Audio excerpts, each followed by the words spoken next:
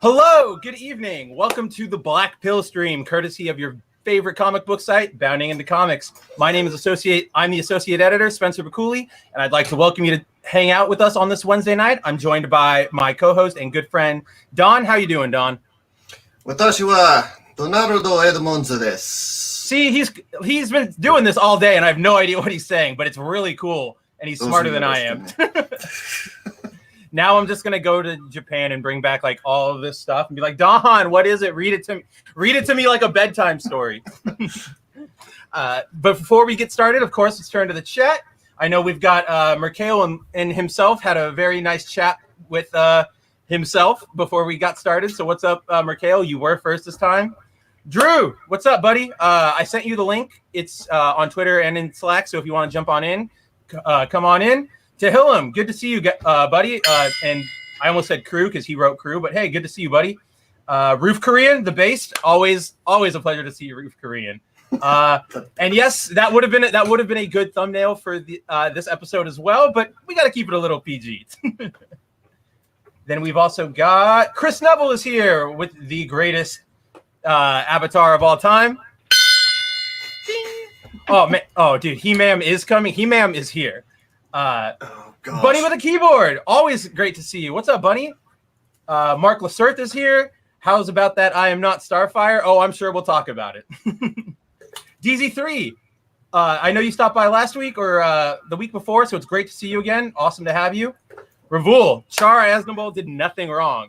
I completely agree, as I do every week. Carrie, is nice to see you. How's it going? Hello. Mr. Anime, what's up, buddy? Mark says my camera looks pixelated. That's probably my fault. Who knows what the hell's going on? Probably a connection thing. I'll try and fix that as we keep going. But anyway, Mr. Anime, what's up, buddy? Yes, Bunny, what's up? Not the revenue for Black Widow. The one movie to lose to Space Jam. Like, ouch. That's so brutal. Like, you're a Marvel movie and you get blown out by whatever that is. Like... The movie that is just one big advertisement that nobody knows who it's made for. Dude, I kind of feel sorry for Black Widow at that point. Dude, I do too. Like, yeah. Oh, it's not even like when you get beat by Space Jam 2. I just, how do you come back from that? How do you go home and look your parents in the eyes? How does Kevin Feige go back to the office and go, I did a good job? It's like the rabbit that got beaten by the turtle. Oh, dude, it's the rabbit. It's the rabbit that had a bunch of money behind it and led the way for like 10 years. And then the turtle got an endorsement deal and just stuck a bunch of stickers all over his shell and beat him.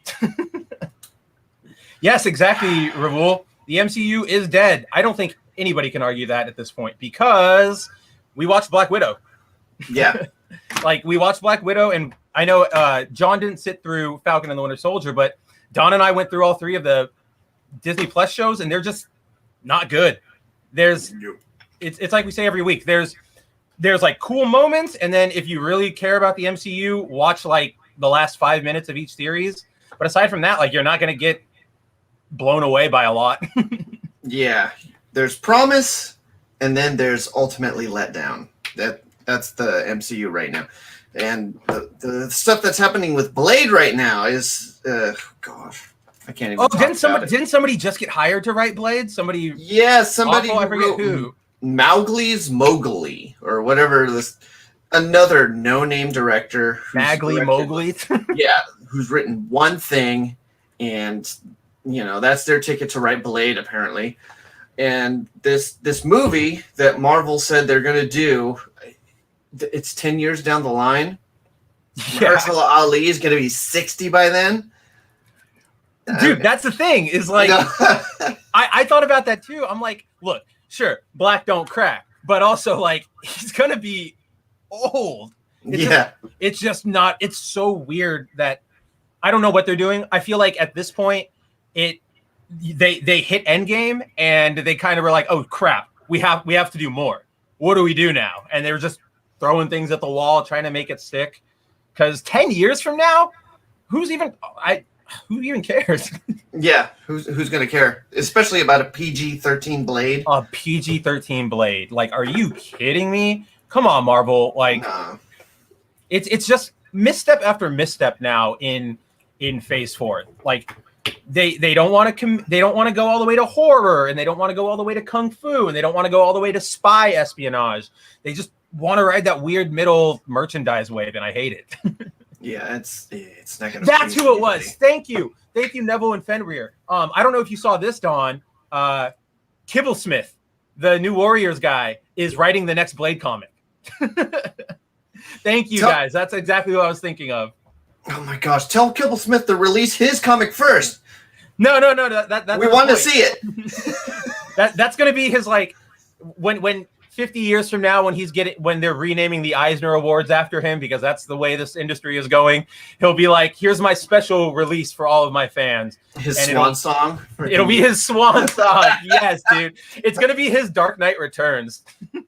I want a cover of, like, who is it? The Trailblazer, like, trying to jump through the air with a lightning bolt, but he only gets, like, that far off the ground. Oh my gosh. Let's see. Welcome to MCU Phase 4 woke. Honestly, that, like, all together kind of sounds kind of cool. MCU Phase 4 woke. Like a super form. But yeah, that's exactly what's happening. There's nothing being advertised right now on the merit of a story. Like, Black Widow wasn't marketed on its story.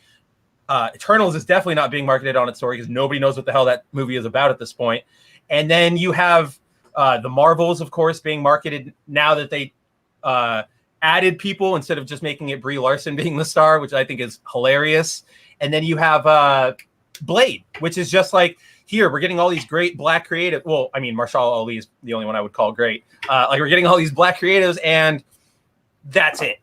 Don't you want to see this movie because it's going to be about, or it's going to be, like, from Black creatives? And it's like, remember when they advertised, like, Iron Man 2, the appearance of Whiplash? Like, yeah, that movie sucked, but at least, like, they advertised it on the movie. Right. Wait, the director is not Black, unfortunately. Oh, the director of Blade's not Black? I think he's Indian. Oh, really? I had no idea. Let's see. Blade Mowgli, director. Mowgli. That's not the new. Oh, yeah, you're right. Bassam Tariq. Yeah. Oh, maybe he is Black. No, you were right. You were right. Oh. He's known for directing the rap drama Mogul Mowgli. You're completely right, Don. Like, this is just what Marvel does. They just hire indie directors, and so that they could get their, like, credit for it, I guess is the right way to put it. But then they don't let them do anything. Like, I read something earlier today where apparently, who was it? Not Kate Shortland. There was a director on Black Widow before Kate Shortland, and she was like, "Great, I'm super attached to this, like, project. Like, I'm so excited to direct some action scenes." And Marvel basically went, "We already have people who do that. You're not doing that." And then she's like, "Okay, well, I'm really excited to write character moments." And they're like, "Yeah, okay, but they have to act like this because we're setting up a bunch of other stuff." And it's like, at that point, it's just like what me, Don, and John say every week. You're just getting directors so that to be the person to yell cut and print. Like, that's all I feel like they do nowadays. No, pretty much babysitters on set. Yeah. I even feel like babysitters is too nice of a term. Like, a babysitter would do more. Let's see. All right. Follow the script. Okay, great. Okay. DC3, exactly. I know the Eternals, and I know they are relatively unknown, but come on, they should have introduced the Eternals in Endgame if it was supposed to be consistent. Dude, that's the problem. That we hit Endgame and a wall.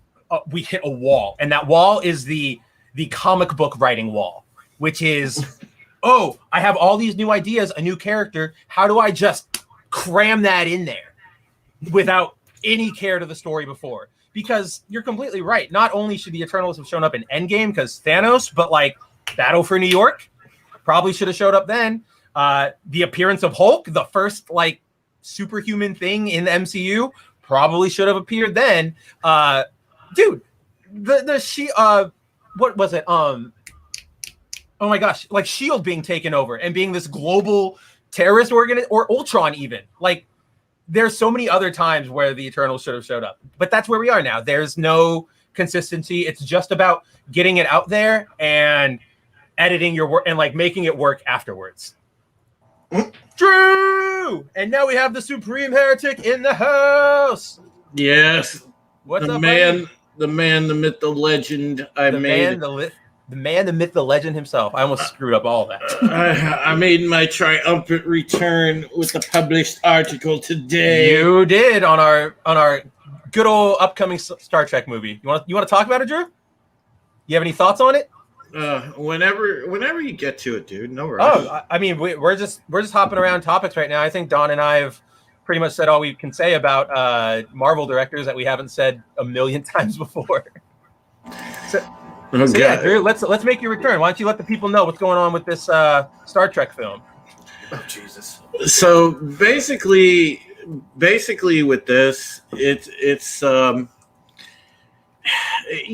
been telling people this Star Trek movie's coming out forever because it's been a running damn rumor since Beyond came out, and everybody's like, whoa, what's going to happen with the fourth movie? So then there was the Tarantino rumor, and then Tarantino couldn't do it, so they were going to have Smith do it. And Smith couldn't do it, so then we had Noah Hawley, and then now the latest one is that Matt Shackman that did WandaVision is going to do the movie.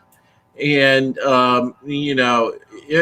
was funny because normally Deadline articles, I mean, it's kind of like hit and miss with them. Sometimes they annoy you and sometimes they don't because Deadline spins left too, no surprise. but it was funny. I was laughing about the part of the article. If you want to scroll down a little bit, Spencer. Yep. I was laughing about the part of the article where they were like, the two women that are writing it. What's her name? We've got Lindsay Beer, and Geneva Robertson Dure. They're fancy. Geneva already did enough damage with Tomb Raider and Captain Marvel. Because those were between those, I mean that's just enough damage. Lindsay Beer, she isn't really known for too much. That Sierra Burgess she's scheduled movie. She's scheduled on a lot of things. Yeah. Which Tomb Raider? The new one, the latest the Vikander one. Yeah. The Vikander, okay. Alicia Vikander, not the fun, not the good one. Yeah, not the good one with Angelina. No, I was okay with the Tomb Raider, but Angelina's was much better. Yeah, exactly. But the thing is, hail Father Miller. No, Father John Christopher tonight. Miller. Hail, yeah. John is currently getting ready to go see some family, so he left the peanut gallery in charge tonight. So yeah, buckle up. we're holding it down, But no, like and here's the thing: I flipped this tidbit into the article because it's like for 80s kids like me, be very afraid, guys, because these two wonderful ladies are going to also they've been given the keys to write Mask, which if you watch the cartoon Mask in the 80s, it was really cool. I enjoyed it. It was a fun cartoon. It's probably going to go the way of what they're doing with G.I. Joe now. So I wouldn't. Snake eyes. I wouldn't be too happy about that because Matt Tracker will probably he drives a Camaro, therefore he must be patriarchy. Oh, dude, a straight white male driving a Camaro. I can't even think of something more offensive in this day and age. Oh my God, too much chat energy. Oh my God, but no, honestly, these gals are going to be in charge of the future Mask project as well, and it's just Deadline made sure Okay, like keep scrolling down, Spencer. Yep. Deadline made sure to they made sure to let you know that this is the first time a Star Trek film is written by female screenwriters. Ooh, what a great first. Oh my gosh. They always do that. They Remember do. The thing we were talking about earlier with Bassam Tariq. It's like it's like a person of color. It's like the sixth person of color to be associated with the Blade film, and I'm like, yeah, like that's what you're doing now, just like associated with the film. Like we're so reaching at this point. I mean, like they're gonna start counting like the catering staff as like their diversity numbers. It's gonna get how weird. many? I was gonna say it's gonna get weird. Boxes? It's already weird. Yeah, exactly. How many boxes can we tick off? Like applying for college application or what do you call them? Not college applications, like scholarships. Yeah. No, like how many boxes can you check? And you like it's like the definition so hard. It's like a Japanese Gyoshi paper right here. Yeah, there you go. It's just right.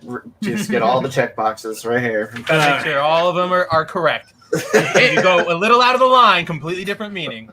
Hey, Zach7. Hail, my Zax. Yeah, I was just about to reply to you. What's up, buddy? Hail. YouTube me says he loved Mask. Yeah, I am not optimistic about this. And listen, folks, I've seen the Kelvin timeline Star Trek movies, and they're not great. But nice, Tony. Good job on that one. Channeling Taika Waititi there, are you? Waititi. No, it's they weren't necessarily bad. They were more like action popcorn flicks. Yeah, they weren't great, but they weren't bad. They were like, you know how a lot like Discovery is trying to be like a super, and like Picard are trying to be like action show, explosions and fighting. They're just trying to be preach show. Right. Well, they're trying to be that too, but like I feel like they focus on all the action and there's no science and there's no any Star Trek thing. Well, no, at least this one kept it like the movies didn't go super sciencey, but they didn't go super actiony either. So I think that's like why they're like in that realm of okay, like they're good, they're popcorn movies. But the Kelvin timeline movies are pretty fairly decent because they find a good balance. They're not over the top preachy or anything like that. At least the first few ones weren't. This one I'm kind of wondering about. I guess the lady at Paramount, Emma Watts. From what the Deadline article said, I didn't put this in the article, so this is kind of just I'm letting you guys know. Yeah, she wanted Shackman specifically to work on this. So I guess she got the guy that she wanted to do it. But here's the thing. Again, I like this cast. I like Zoe Saldana. I like Chris Pine. I like Quinto. I like Carl Urban. Carl Urban plays a killer. Carl Urban just rules. Yeah, but his Bones is great. Yeah, his Bones is super fun. But the thing about this next movie, I'm not sure if even having that cast is gonna carry it. I mean, it'll be fairly decent, but if the writing is woke, which I am not going to hold out hope that it won't be, because everything. As we'll see with Batgirl later on tonight, there's no reason to hold on hope. Yeah, everything at this point is getting even woker because, again, and I promise not to do it, guys. I'm not going to go like I do on my channel, folks, where how I roll. I'm like, just pretty much like all out political. I won't do that here. Save the good content for your channel. Yeah, I'm gonna be a good boy, but I will say this: with the state of the world right now, with the agenda that's being pushed, things are going to get 10 times more woker out of Hollywood. Only because, and you folks are very smart in our audience, you understand that Hollywood is a propaganda wing. They are going to continue to push a far more woke agenda because they are trying to normalize it and make it what? Mainstream. And we know common sense tells you and life experience tells you that no, life, that is not the reality, but they are trying to make that your reality, and they are going to triple and quadruple down on it, whereas before they were only doubling and tripling down on it. So just, be prepared because it's coming, and I think that it will be a part of this movie. I want to be proven wrong, but I think it's going to be a part of this movie. See, when do they start filming? They said spring, didn't they? They are going really quick with this. Next spring is the date to apparently start production. Crazy. So. But see, I'm with you, Drew. I don't really have a lot of hope, and I think Roof Korean got it, just summed it up perfectly in his $10 super chat. Which thanks for that, Roof Korean. Big O, Mr. Obama, got reelected in 2012, same year Disney bought Lucasfilm. These changes to shows are all vindictive political forced culture change. It won't stop and will burn to the ground before they admit defeat. That's exactly 1,000% what it is. Especially the last part. It won't stop and will burn to the ground before they admit defeat. 1,000%. I mean, we've covered it, folks. You see clearly when we bring out articles and show you financial numbers, and you can clearly see the money that this industry is losing, and they still do not care. They will not turn away from woke ideology. They will not even just this industry. I always think about the Gillette fiasco, where the CEO lost what was it, $8 billion or something, or 80 million in a fiscal, not billion, 80 million in a fiscal year, and kept his job, and everybody was praising him, and I'm like, what are you doing? That's not a good employee by any measure. Well, we've got it filtering into our sports. We have it filtering into our entertainment. It's gone to every single outlet that we thought that we had escapism in. And, even in the realm of, if you buy books, folks, if you just buy actual, novels that you want to kick back and read a book, it's hard to do that anymore without running into wokeness. It's everywhere, and they will not give you a respite from it for 1 second, not at all. And it is terrible. It's absolutely terrible, and it sucks because these people are willing to lose, millions and millions of dollars just to prove a point, or to be on their own sense of being on the right side of history in that warped sense. And it's absolutely astonishing to me. They shape the cultural landscape, not be on the right side of history. They're trying to shape the cultural landscape, trying to make history as being this staple of the moral high ground, as you might say. Don, they're filling people's heads with such negative garbage. Yeah, and we're seeing it, but we're not the targets. It's just the kids are. And that's hit that next generation, and that's the more insidious thing about it. If you want to get right down to it, that's the more insidious thing about it. I think we should, because as we saw earlier this week, Hasbro has bought into critical race theory. They are all about it. Oh, they got exposed, man. That and it's good that they did, because just like with who was it? Coca-Cola. It's a Coca-Cola thing all over again. Well, you guys know from the hat I'm wearing, I'm a football fan. I enjoy Washington football team. I enjoy my Browns. I used to enjoy the Cleveland Indians until the ownership. That's a good one. Till the ownership decided to bend the knee.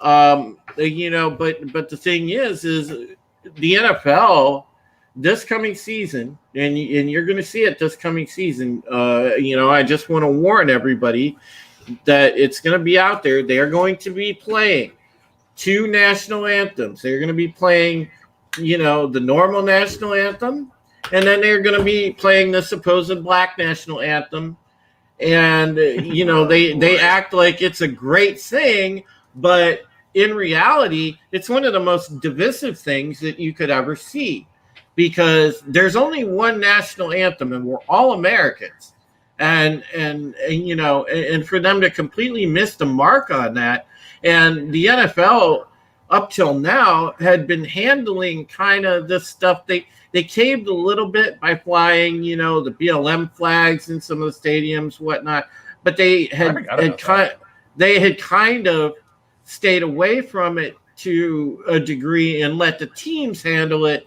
If they wanted to have a quote social justice initiative with their players, whatever, outreach, that was fine. But now it has gone to a whole nother level, and a lot of people are not happy about that. A lot of football fans are not happy about that, and it's and it's going to be a point of contention. So keep an eye on that, because I can tell you, ladies and gentlemen, that will be a debate coming up the closer we get to football season. So you got that to look. You got that to look forward to, and I know that we don't write sports stories, so I couldn't really put it in an article. We should really start bounding into sports. Yeah, it would be. I only have so much time in the day, Spencer. Yeah, but John and I have all the time in the world. Zach 7, yes, I agree with you, my friend.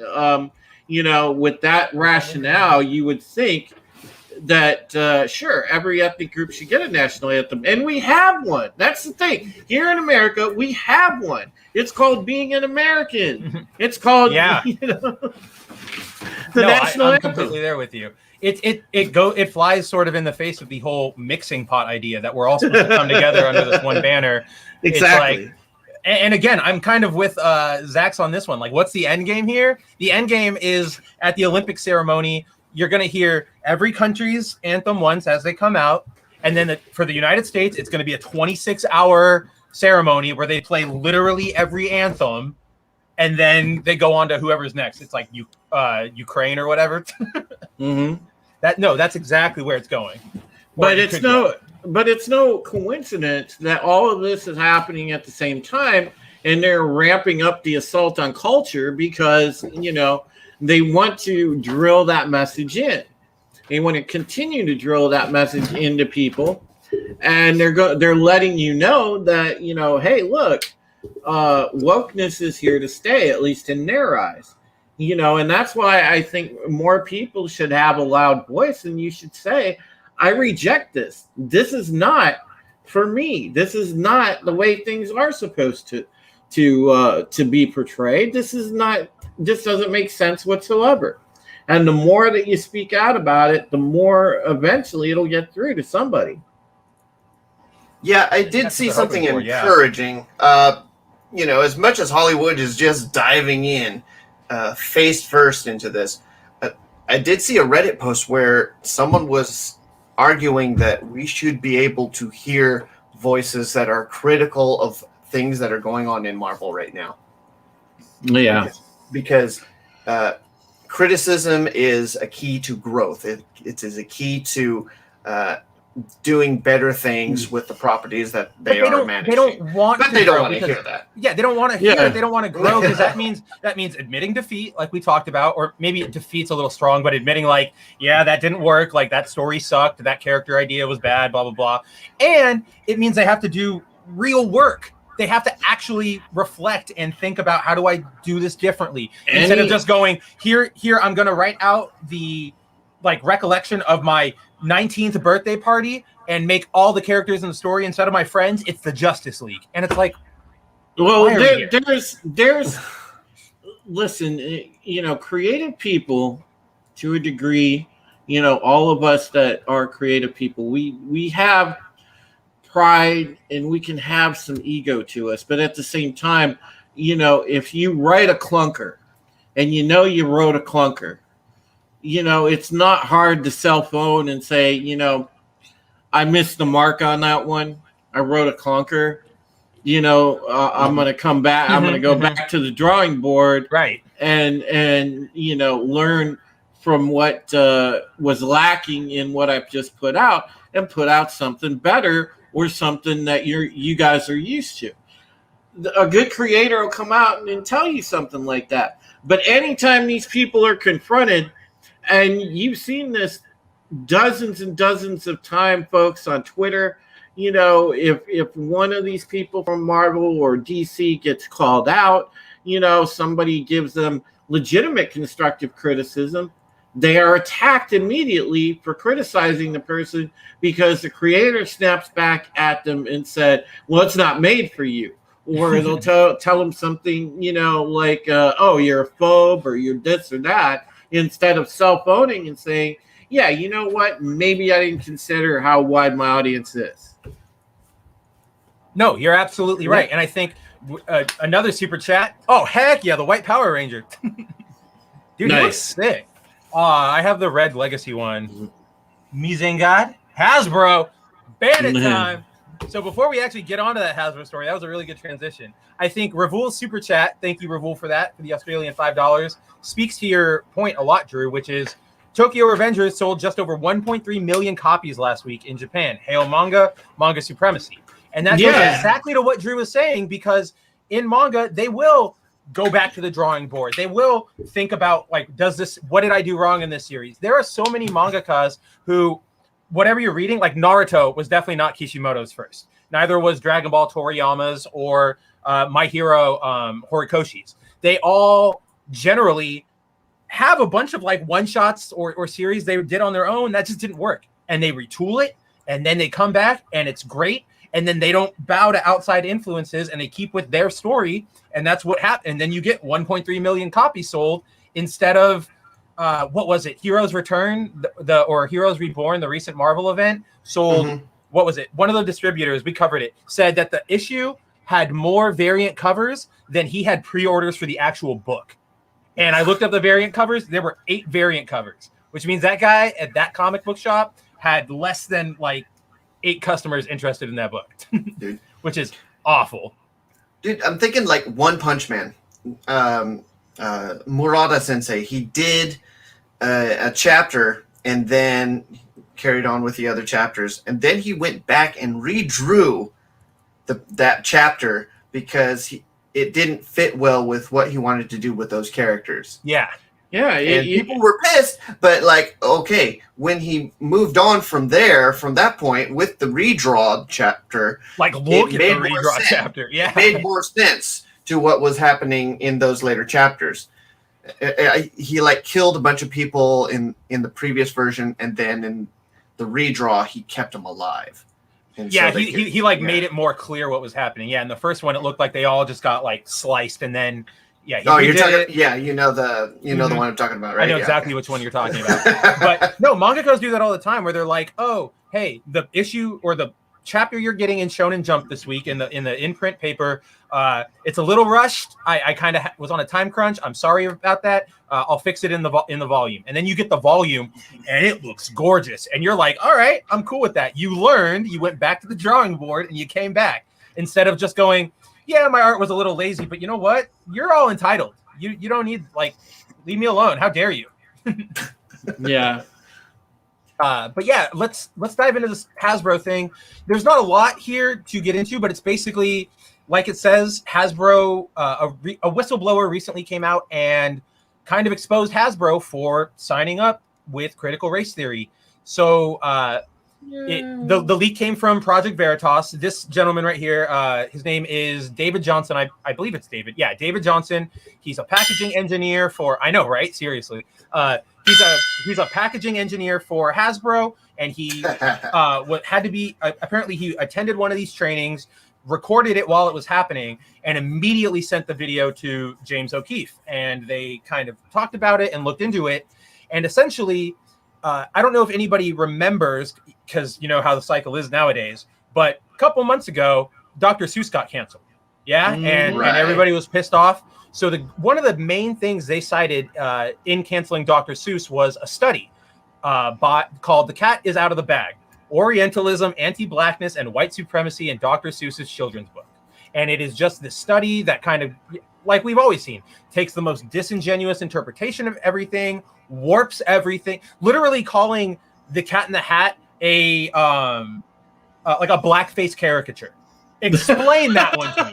Explain. What? No, like that's what they call it's weird, What? right? It's more of those language word games I talk about every week, where they're just trying to they throw everything, they try to make it stick, and if they can't make it stick, they'll use another term that's already stuck and change the meaning. That's I mean, like that's the Marx playbook, right? But so the group that wrote that study, the Conscious Kid, is the same one that hosted this Hasbro training. And we'll just go through a couple of the things that they said in the study. Let's see here. Yeah, so here we go. Yeah, in the presentation, at one point, the Conscious Kid co-founder, Katie Shizuna Stevens, informed attendees that, quote, children as young as 2 are already using race to reason about people's behavior. And which he was like Johnson was like 2-year-old racist. That's absurd.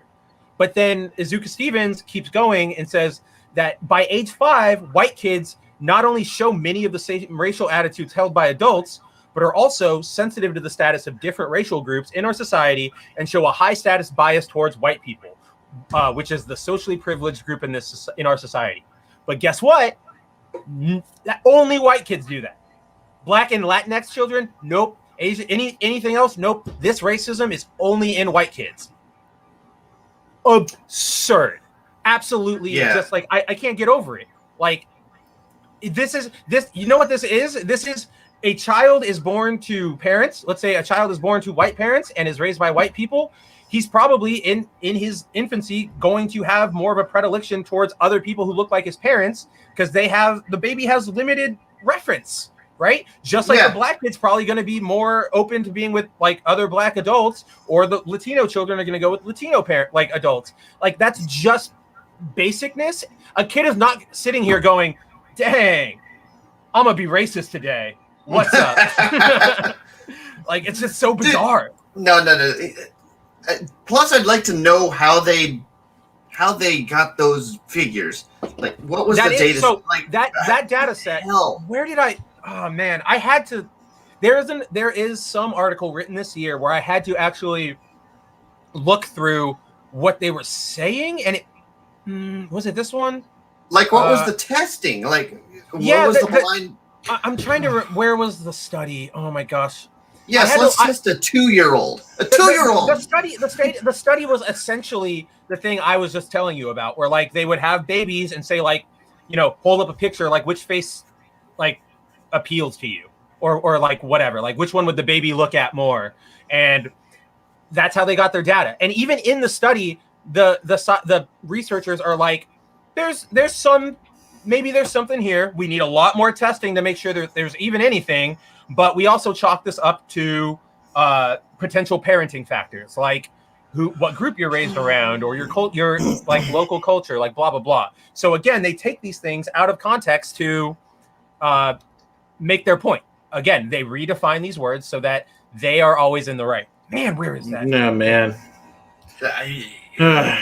Dude, I'm getting mad. Like Wes says. That's so stupid. No, it's so bad. I'm also getting mad because of what's in this article and what Spencer's talking about, and then I'm also getting mad because in the background every so often I peek at Twitter and Biden. Biden's got that. Oh man, he's got that town hall going on, and dude. He just flat out has made some quotes where he literally threw the country under the bus in one of them, and then he legit told a small business owner straight up to his face that this guy's industry, your industry is going to be in a bind for a little while, so you'll just have to pay $15 an hour. How does that make sense? I don't know, but let's save that for the Supreme Heretic Talk, for the High Heresy Live. Sorry. I know. No, not sorry. It's good. I want you to save the good content for your channel, because that's something that I think you should definitely like get into. I'm getting mad, dude. Man, I can't find the study anymore. Damn. Well, even so. Yeah, even so. I'll Even find it so, someday. it's like, okay, it's on so bounding somewhere. I'm a 2-year-old. You're not going to get a lot of faithful data from me as a 2-year-old. I'm sorry. Anything. That's anything like okay. That's the same kind of logic. That's like, oh, my 2-year-old's already chosen their gender, right? Like, so we should do a gender reassignment. oh, that is such a big, yeah. Like, yeah, no, I'm right there with you. It is that. It's jumping to conclusions in the fastest way possible, because the very first thing confirms your like, on the surface level, it confirms your bias. For a bunch of people who always scream like, trust the science rules, they don't know how science works, because they don't read these studies, they don't present them properly, they just read whatever BuzzFeed regurgitates at them. What was that thing that like little babies have that like their parents go away for like 2 seconds? Separation anxiety. Yeah, no, like like object permanence. Yeah, object permanence. Yeah, there it is. That's the freaking. That's the science of it. That's how you get with. Okay, that you put a black dot and you put a white dot on the page. The child will choose the white dot because the object permanence. Right, because he can see it, or because like it's gone. Yeah, no, that's exactly it, Don. It's the most disingenuous interpretations, and they'll flip every definition in a sentence to make sure that you're bad, I'm right, you can't criticize me. But we also see here, this is where the message comes in, Drew. The founders of the Conscious Kid literally told Hasbro that you can reinforce or disrupt biases through your product. Quote, product can send efficient or affirming messages about societal structures and narratives. Products can also communicate messages about racial power and privilege, and it can also impact the way children see and interact with the world with the world where the creators are being intentional or not. And again, do you see what they did there? Whether the creators are being intentional or not. With that word trap, you're stuck. It doesn't matter what you say, because they can go, you didn't write it like that, and we know you weren't intending it, but it still is. And that's the awful thing. They want to take away the intent so that they can only look at the very base surface level thing and go, that's what it is. You can't prove me wrong because there's nothing else behind it. And it's so disingenuous. Like, I hate it. Well, that's why that's what they love. Snake Eyes too. Yeah. Well, it's funny. I got an ad for Snake Eyes. My apologies. It was earlier. Same. Earlier, it popped across my Twitter, and there was some generic quote on it. It said something like, a great movie or something like that. It was just like a generic quote. It wasn't even a quote like attributed to a review or anything like that. It just looked so funny because I was laughing about that. It's like this generic quote on it, like somebody reviewed it or something, and nobody's reviewed it or anything. No one's put their name to it. Oh yeah, nobody wants it. But it's just hilarious. They put that on there like they legitimately are faking like it's some excerpt from review because it's in quotes. Right. Yeah. No. Exactly. It's like on the app. Like, because if you get the random ad on Twitter, you'll see what we're talking about, guys. It's pretty funny. There's just this quote on it that is. It's in quotes. It's not contributed. It's not contributed to any source. I don't think it's out for early review yet. For something, I brought it up the other day in chat, didn't I? Like, Discussing Film was quoted for like some movie. Yes, they my gosh, were what put movie on there. was that? I think it was for Snake Eyes, right? It's gotta be. Oh no, it was Loki. Because I'm looking at it right now. I was watching the Euro Cup final on ESPN. They ran an ad for Loki, and it has 3 critic quotes on it. The first 2 are from the same Discussing Film review, and they're not even like that strong. Oh. It's like Loki has some twists. Like, okay.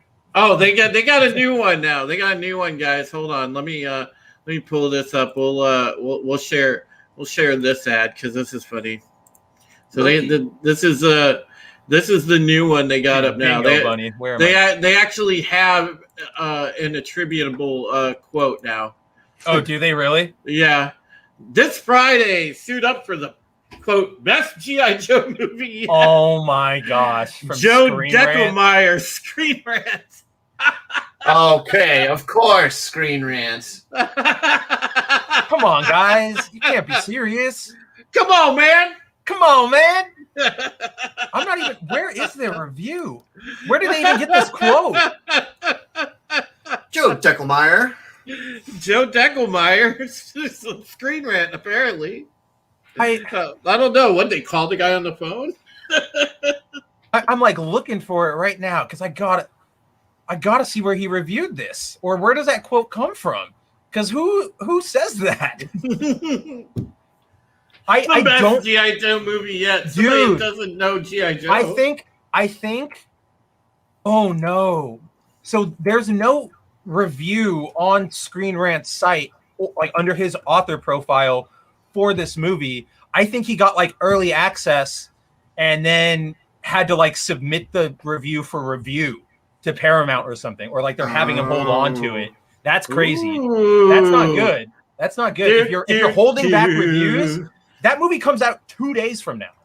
Conspiracy. Yeah, or that's conspiracy. this week's big release is Snake Eyes. So technically, it probably has a midnight showing tomorrow. Yeah. And this review from, look, as much as we don't want to admit it, Screen Rant is one of the bigger sites on the internet for this kind of stuff. And We're you don't trying have to your change review that. up.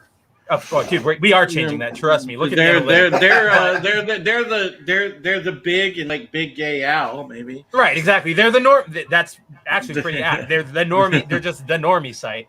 And so I don't see it there. And if you don't have reviews out, like, dude, that's bad. That means you know something isn't good. I mean, seriously, they're like, I hate this thing, dude, because they are trying to like pander to us because like we're Asian, and they're just trying to like you know, oh yeah, there's my window. they're trying to weak sauce, But they're trying to weak sauce our culture, bro.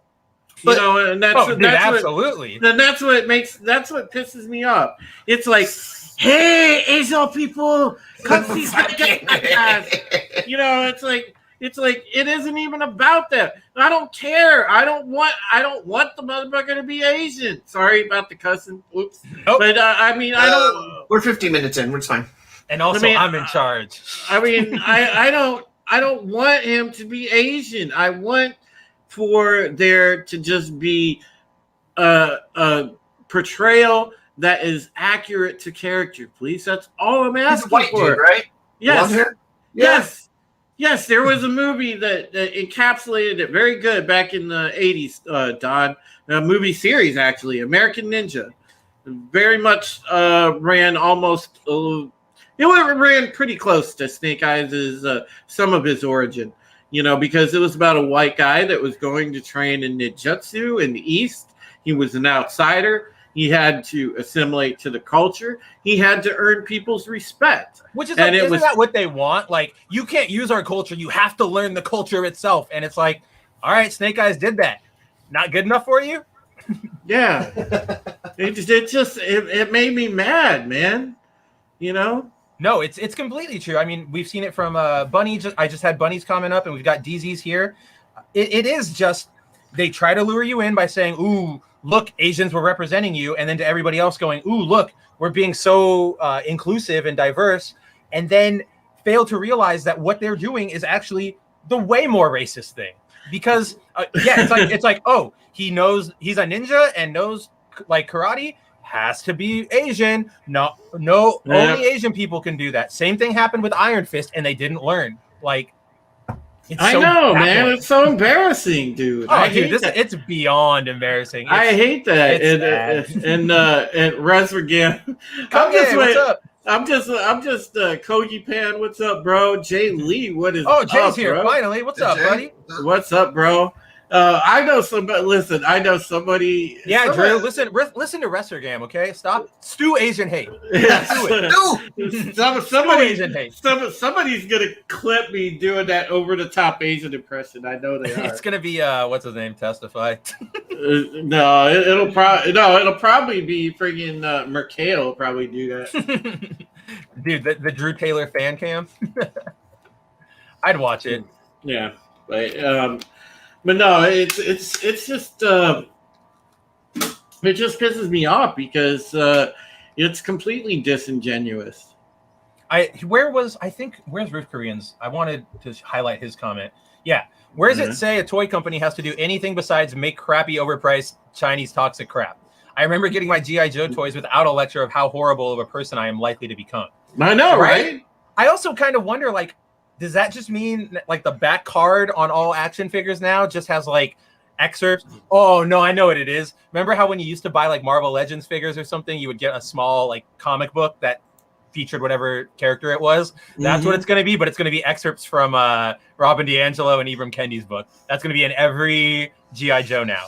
And G.I. Joes won't even be soldiers. G.I. Joes will be like social workers and teachers and that blue check mark on Twitter, and like that's gonna be your new G.I. Joe. No, they'll have the new Joe will be named Checkmark. No, they'll have new code names. Blue check, and then the other one will be another one will be named like Mao Sing or something like that, you know, to give a tribute to Mao. And then we'll have another one named Guevara to give to give tribute to exactly. It'll be all those. That'll be like the new code names. No, I'm definitely there with you. Like, it's just nothing is sacred anymore. Everything can be changed. Absolutely everything can be changed depending on the whim of whatever jackass gets put in charge.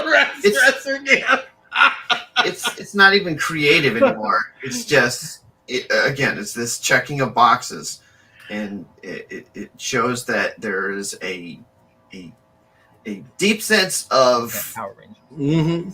All the creativity is gone from Hollywood. Yeah, we got another super chat that came in, Spencer, and also from Mr. Ravul. We got Kaito Pink is one of my favorite hentai mangakas, and she's also an AV actress. Women love hentai too. Oh, dude, they absolutely do.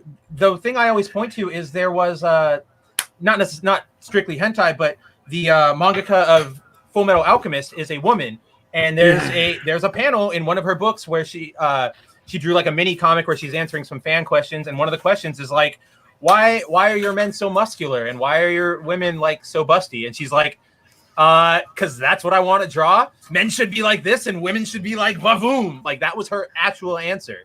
And so like, yeah, don't listen to all these people who say like nobody likes sexualization. Spencer, nobody likes any of that. Hit Resvergam's comment at 56 after the hour.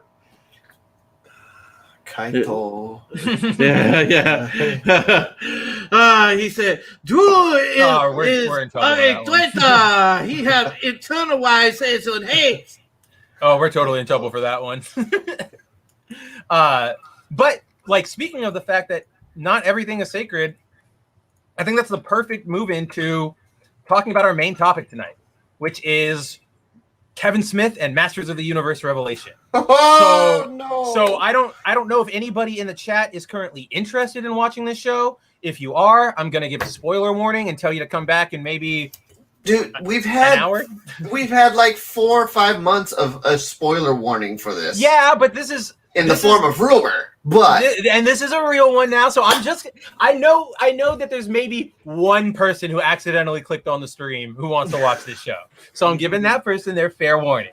But for everybody else, as soon as I finish this sentence, we're gonna start scrolling down. So let's get into it. So the other day, the Nerdist published an interview with Kevin Smith, who is the showrunner, and then the voice actors for He-Man, Teela, and Andra, who are Chris Wood, Sarah Michelle Gellar, and Tiffany Smith. and they basically sat down for your sort of normal interview, like tell me about everything, blah blah blah blah blah. But during the interview, eventually, what's his name? His name is Hector Navarro, the Nerdist interviewer, turns to Smith and he starts talking about, hey, so and I'll quote him. Navarro tells Smith, I think I'm an Orko guy. I think he's my favorite character in the entire franchise. He's so well done in this show. If you had to, I hate to make you pick your babies, but do you have a favorite character in the entire He-Man Masters of the Universe? The setup. Luckily we have the video here, and I figured out a way to get the audio to go through StreamYard. So I think let's all watch this clip because it's about a minute long, and then we can see the context and see it, and we can just get right into it. So this has been clipped multiple times from Stephen Wayne, artist, friend of the site. I don't think he's ever stopped by the live stream, but friend of the site. And this is a clip of, I think he has like once or like a couple times, but this is the exchange between Navarro and Smith. No audio.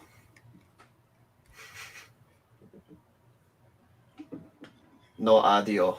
No audio? Come on. That was the whole point, StreamYard. That's why I am here on this. Okay, Boomer. Yeah, seriously. Okay, Boomer. Okay. All right, Gary. Boomer. You did it. Dude, I'm like the youngest one, and I'm the boomerest one.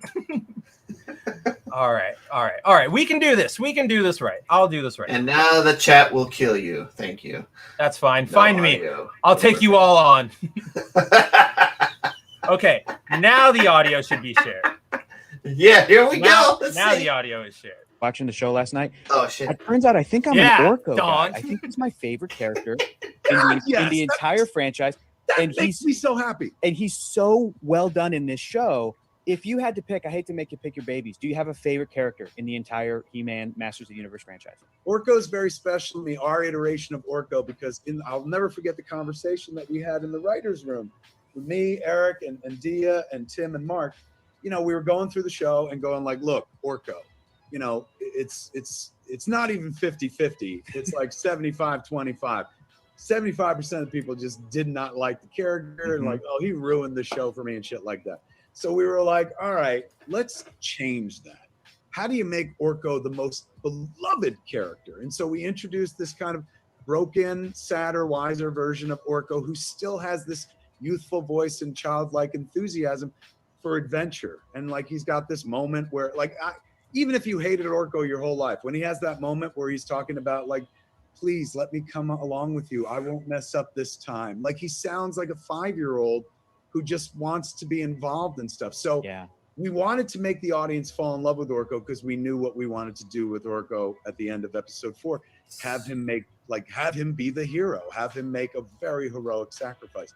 Yeah. So it was kind of insidious where we were like, here's this character nobody likes. Let's make everybody love him and then watch them get angry when the character they've always hated is taken from them. They're like, but I like that guy now. Like, so that meant the world to me to hear you say that. What?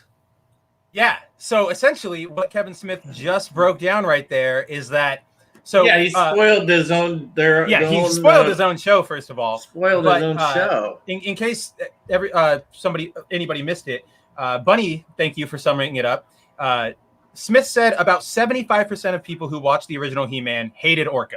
And as Bunny points out, maybe 75% of people who didn't watch until they were 40 hated Orko. Sure, but I don't know. I didn't watch He-Man growing up. Drew, didn't you watch He-Man? Like, did people hate Orko? I watched He-Man a little bit. You know, I mean, I didn't hate Orko. Yeah, right. Yeah, I didn't hate Orko either. He's taking assumptions from the writer's room that was around him. Orko was like supposed to be like the comic relief. Sometimes he was hit and miss, but he was the comic relief. Yeah, so, it's like saying, okay, 70% of the room that I talked to, they didn't like Krillin. So they didn't like Deadpool or something. Like, and it's like, no, you got Krillin. No, what are you doing? Like, fucker. Fans are out there. I think. What did you say? I forget which one of you two just said it, but Smith taking influence from the writer's room, like the people who are around him. I think that's exactly what happened.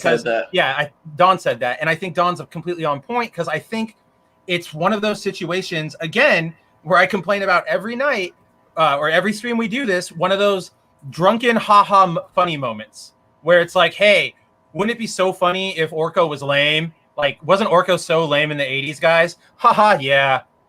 Actually, and then you convince yourself that that's a good idea or like that's the truth. Or You that's go, the character. Yeah. Right, exactly. Oh, so nobody likes Orko because the 5 of us here didn't like Orko. And then the fact that he just, so first of all, that sucks. Like, yeah, I don't even think that's a good approximation. But then you get into the admittance that the only reason they killed him off, or they do kill him off in Revelation, was to make people upset. And again, we had a lot of people in the comments to our article on Twitter replying like, oh, this doesn't really matter. It's, you know, he's changing the character. It's his own take, blah, blah, blah. He's not really, you know, trying to make the fans angry. Wrong. He specifically says, like, this isn't, oh, we had a story idea and, you know, we were going to have He-Man fight Skeletor on the moon and then Orko would have been the one to save him and sacrifice himself. Like, there was our story idea. They didn't start with that. They started with, let's kill him to make people upset. That's Hollywood. Oh my God. There's a way. Shinkai Atsuya's comment at 10:05 p.m. Great comment. This is what hacks do completely. Write off comedic relief. Comedic characters can give people break from the seriousness for moments of levity. Handled right, they can make a show good. Exactly. 1,000%. I think there's a lot of emphasis on that handled right, because as soon as you said, or I read comedic characters can give people break from the seriousness, I just went to Marvel, and I'm like, that's not always a good thing. It's not always a good thing. No, if Red Guardian was written well, I think that would have been a little bit of a brevity, you know? But, God dang, stupid. It's like, okay, no one likes Snarf. No one likes Snarf in Thundercats, and we're going to kill him. But he's going to make a great sacrifice. You know, that's it. I am just going to watch adult industry parodies now. Right? Well, no, dude, they're doing a Japanese company is doing a parody of like Sentai teams right now, and it has like really good production. It's kind of nuts. Brandy Love follows me on Twitter. That's right. I know. After that whole fiasco, Roof Korean's got a question. Serious question for us. Do they still do test audiences or screenings with this stuff anymore? If they are, who are these people? If not, it confirms it's vindictive. So I know with movies they do. Yeah, I know with movies that test screenings still happen, and that's where you get a lot of changes for like normies, not agenda changes, but like normie changes that I think we all. It's hard for me to describe, but I think we all know it when we see it. Like, oh, you had to change that for the audience. Like, fine, we get it. Right. But I don't know if they do it for television, and I'm starting to think no. Just I'm because starting to think no too. It's on Netflix too, because which means Netflix is just like whatever is going on, it needs to happen. I remember freaking, oh my gosh, what was that weird one that the dudes from the Matrix, the ladies from the Matrix made? Sense8. Oh yeah, it was wild, just orgies all over the place, and I'm just like, okay, this is an interesting show. Wait, what? Sense8? You never watched that? No. By the the Wachowskis? The Wachowski sisters? No. Like, it had wild action, sure, but then it had just crazy orgies every freaking episode, it seemed like. And I'm like, okay, cool. Did they test screen any of this? I mean, guess not, because a lot of the stuff that they were trying to present, it was really cool in concept, but in execution, it didn't sit well in terms of like when you thought about it a little bit more. Yeah, Sense8 sucked in terms of like that kind of. You had to think about it, and you're like, wait a minute, it doesn't make sense how they're all interconnected, but they're not. Like, anyway, but so long ago. But, dude, Netflix, they greenlighted Cuties. I don't know if Cuties had a freaking test audience, But you know, there you go. They greenlight cuties. So whatever's going on with Netflix, they're like wild, wild west in terms of providing content to people. I do believe that Masters of the Universe is along those lines. And then here's the thing that I believe will be. I don't know if I can share my screen. So, along with Masters of the Universe, pretty much propping or spoiling itself, Kevin Smith spoiling it, Orko's great demise, sacrifice. The thing that we've been talking about for the longest time, after Clownfish TV talked about it, it's pretty much confirmed at this point. You got people like IGN talking about it. You've got what other websites are talking about it, Spencer? About what? Tila. The show being Tila and the master. Grace Randolph brought it up. Masturbator of the universe. Sheila and the mistresses of the universe. A-Force? Is that you? Oh my god! But like, it was IGN, and then her. Oh, Jeremy from Geeks and Gamers. Jeremy pointed out the IGN one, because at IGN they basically say, this is Tila's series. So like, it's all just, this is so emblematic of or representative of everything we all complain about. It's like, if you needed to point to somebody now, like, show me one example of like why you're so angry with the industry, you point to this, because there's lying, there's mocking your fans, there's the show media like running cover for Smith, and then there's Smith himself just being jerks to fans. And like, here's the everything. Thing. Grace Randolph talked about this too. So the thing that Clownfish TV was, they got this thing revealed to them that Tila would be in a relationship with whatever her name Andra is. or whatever the other Andra, right? Yeah. Grace Randolph talks about that being a queer baiting. So the first two episodes, really? It looks like there's a relationship, and that's just to get the queer audience in. And then as soon as like episode 2 or 3 drops, all of that's left in the background. Dude, really? Yeah, so it's definitely a queer bait. It's just this Falcon Winter Soldier like straddling moment. That's awesome. Rolling in the hay moment. I love it. They're so full, for lack of a better word, they're so full of shit all the time.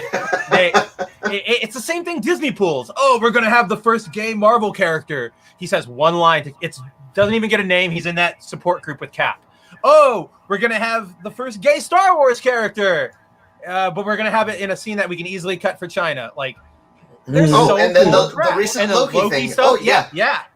It was very important for me that Loki be gender fluid or identify as bisexual. One line. The gender fluid thing doesn't even come up. Like, right. It's literally their explanation. And it defeats itself the last episode. It does defeat itself. It defeats itself by its premise, by just saying these are alternate timelines. Then you are not fluidly changing into anything. That is just how the version of you in that universe was born. Like, this is all baiting. It's all messing with you. Don't ever listen to them. Like, why? I mean, I think we all know that by now. If I was the LGBTQ community, I'd be like, these fucking corporations are just teasing our dicks. I mean, you don't appreciate hyper stereotype Captain America of the railways? Oh my gosh. Oh man, that book is gonna be bad. Or I mean, it is bad. We've all seen the first issue so far. We covered it, but Cap's not allowed to be Cap anymore. Remember that, guys. Yeah. No Cap, literally. No, because this is purposeful. They want to take away any symbolism, any icons, anything that shines American patriotism. Notice why they started the whole G.I. Joe thing with Snake Eyes. There's no real American hero about G.I. Joe anymore. It's just very shit. It's just very, you know. No, I'm right there with you. But there's no like patriotic tone to it at all. There's nothing. And G.I. Joe was always made up of organic diversity, number one. Right. Because the Joe team had people from everywhere in the globe that you could imagine, of all different ethnicities, races, colors, creeds, didn't matter. You know, you had like a super naturally diverse team. The women kicked ass, the men kicked ass. You know, I mean, good God, my first cartoon crush was like Scarlet and Lady J. Yeah, you know. I mean, geez, oh man, and no lie, Princess Allura from Voltron had it banging going on. But I'm trying to think. But the 90s Jean Grey, animated Jean Grey. Wow. Yeah, but the thing is that they're taking all that out. Pink Ranger. You know, and this is why we're seeing people come up with stupid theories. Remember when we had that one lady that said the American flag is racist? Oh, you know, and I mean it's like it's I mean it's just stupid. It's just stupid, but it's purposeful because, and it goes to the wider picture that I always talk about on my channel.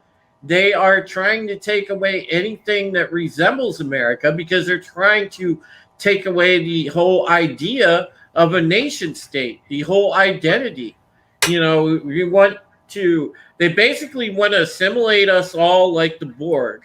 They want us to think in a collective sense that it's all collective. It's all collective. Collectivism 100% all the time, 24/7, that it's good. And you don't need individuality, and you don't need. Yeah, that's the big thing. Yeah, and that is that should be red flag number one for everybody, because when they take away your individuality, what are you left with? Nothing. You're left with the collective, which can easily be herded and abused and pushed aside because nobody will speak up. Mark Lursis says CoverGirl was better than Lady J. Dude, wow. She in the comics, bro, her arc was good. Her arc was real good in comics, man. They gave her a lot of love in the comics. They did a little bit in the series.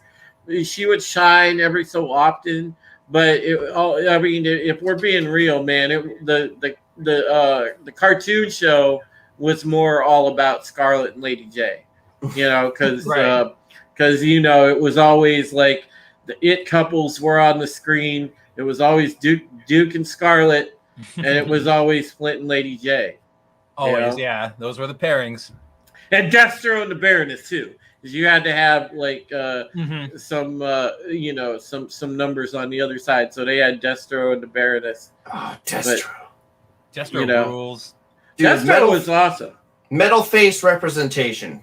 Where is it? We need more of it. This is what I'm talking about. Dr. Doom, Destro, let's go.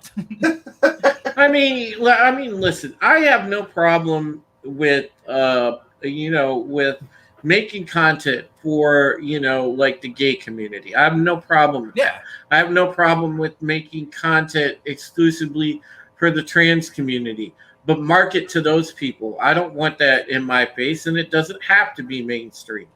That's the thing that really weirds me out about this entire push, or maybe not weirds me out, but something I find very disingenuous is all of these, kind of like what Victoria Alonso was saying. Like, if there's a box, make one for yourself and fit yourself in there or whatever. The problem is when it comes to the stuff that are sort of community and the people we like, all the things we like, where, you know, attractive women, attractive men, Americana, stories that, you know, deal with real world subjects in the way they would play out in the real world. Those kind of things, we aren't allowed to have a space for that anymore. That's the problem, is that when you like, they'll say to us like, oh, you want to advertise your your Captain America or your Common America comic, you can go do it over there away from us, because this is the mainstream now. And the second that it starts getting Common America's table starts getting popular, they'll come over and go, why are you excluding us? And it's no, you excluded us first. But then they'll always be able to play it, and they'll do their word games, and we'll be right back where we started. Well, I mean, how many times has it happened? It started with video games, and it went to comic books, then it went to movies. That's why Japanese video games, Japanese manga, all of those, they are just full of genres. Mm-hmm. They're talking about golf. They're talking about tennis. Oh, man. They're talking about football. You got Ice Shield. There's literally a ice manga skating. there's literally a manga where two or like a group of like 4 women just go camping. That's it. Like they just like, hey, I found this great place in a brochure. Do you want to go camp? Okay. And they camp. And that's it. Like, manga rules, because it, like, as much as American comics want to promote, like, oh, we have all these different stories for everybody, they rarely ever promote anything outside of superhero stuff. And then the other stuff that's indie, oh man, we should definitely get it. The Amelia Clark book, the freaking armpit hair spider woman who gets her powers through her period. When is that coming? Today. Jesus Christ.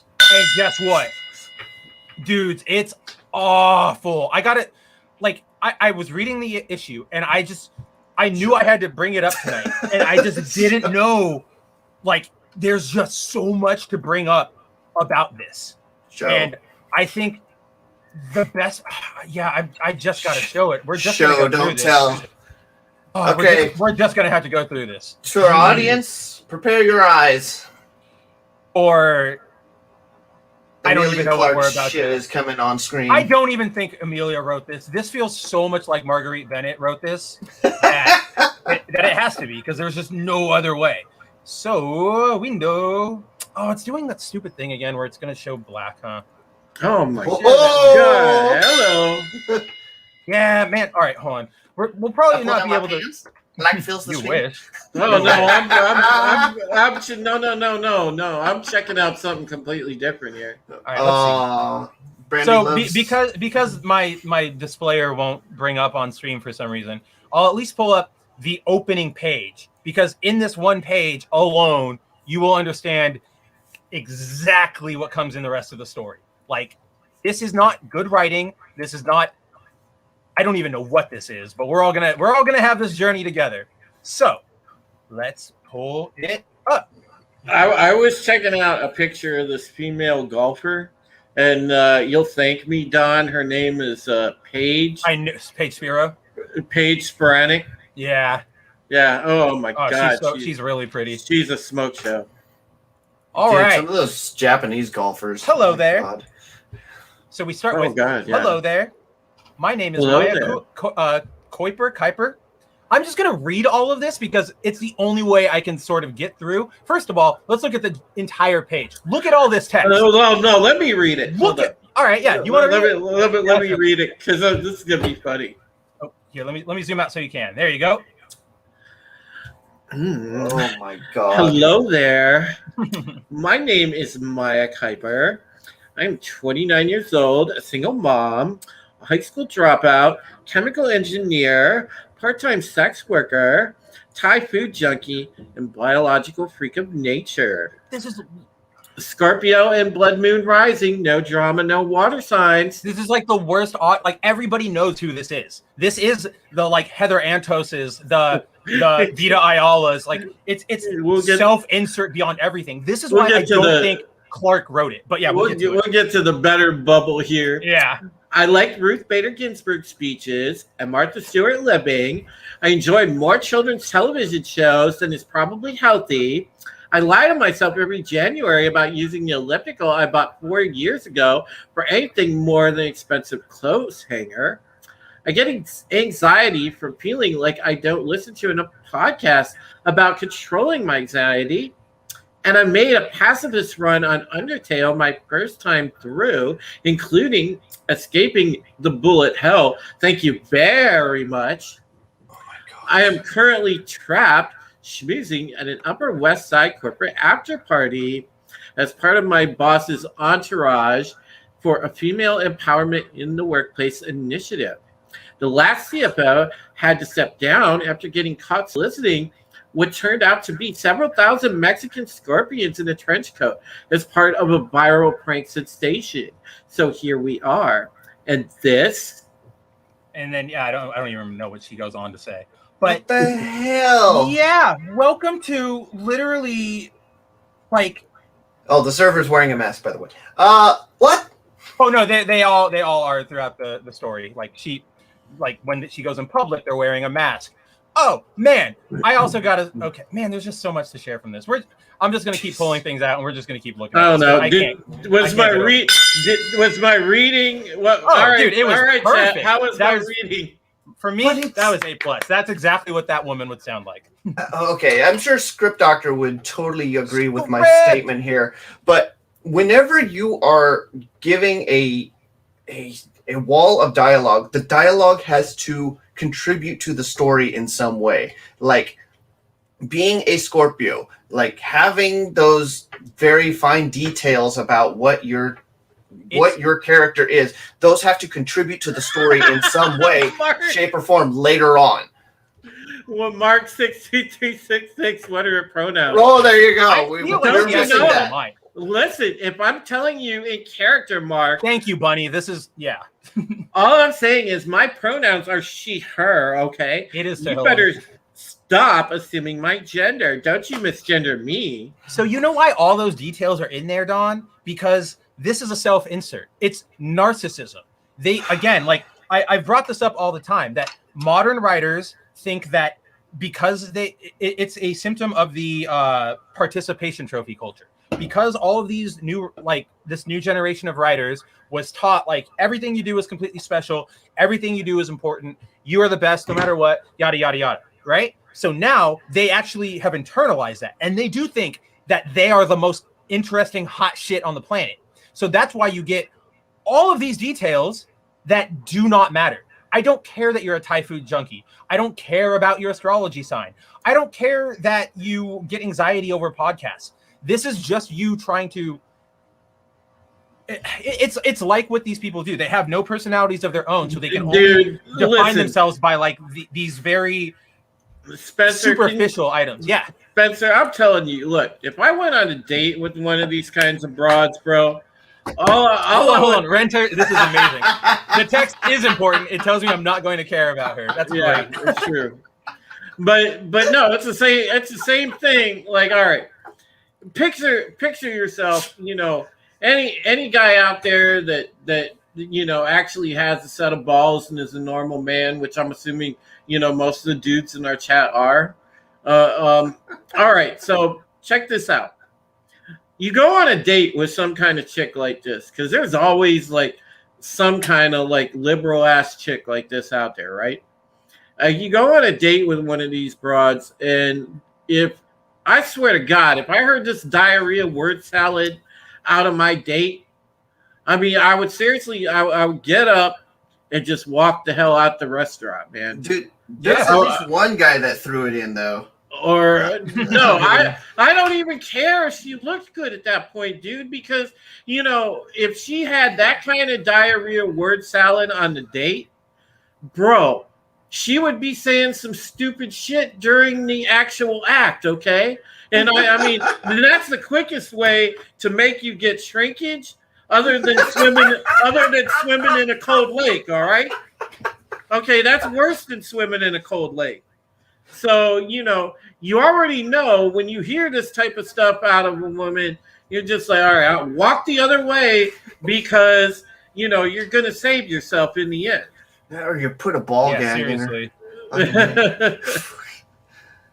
But yeah, if she's a single mom, there's a reason why she's single.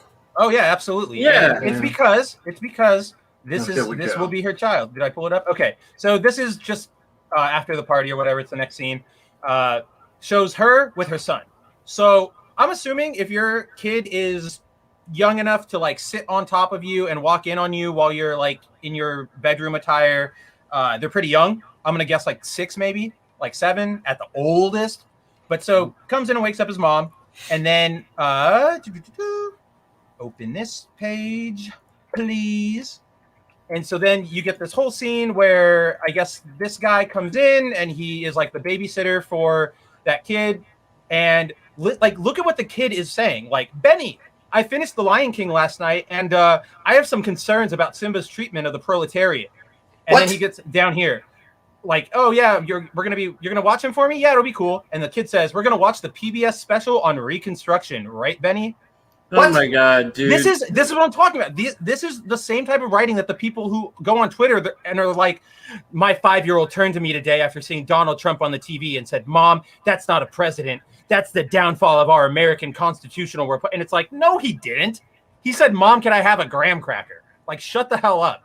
Like, that's what this level of writing is, and this goes on throughout the entire book. What is this from again? Like, so this it's called Mom, Mother of Madness. It's a new image book written by Emilia Clarke, the woman from Game of Thrones, and then it's written and created by Emilia Clarke and Marguerite Bennett, and then drawn by this woman named Layla Lays. But I'm pretty sure this is just a ghostwriting thing where it's like, hey, can we throw your name on it? Just like, hey, can we throw John Madden? Can we throw your name on our football video game? It's just like that. Like, God, this is everything that's terrible about California liberals, man. Like, here's how they write too. Like, dude, this is New York, I think. Yeah, I think so. I think it says that in the bubble, yeah, images right? in New York, I believe. Yeah, I think you're right. I think everybody's out there now, aren't they? Because didn't Marvel go out there? Yeah. The only people that aren't is Dark Horse. They're still in Portland. That's right. They're still in Which Portland. isn't any better. Oh no, IDW is still in IDW is still in San Diego. So yeah, those two are still out here. Yeah. Oh yeah. When I lived there, I used to go there all the time. Too. Yeah, it's so cool. They have like the life-size statue props from the movies. They're really cool. True story. Like, yo, I'll tell you what, because I kind of had like lightweight a little bit of this experience because I went like this was back, I want to say around 06, maybe 08, somewhere around there. But there was this girl that and we had I actually think it was a little after 08, but there was this girl that came and visited me, and she was from California.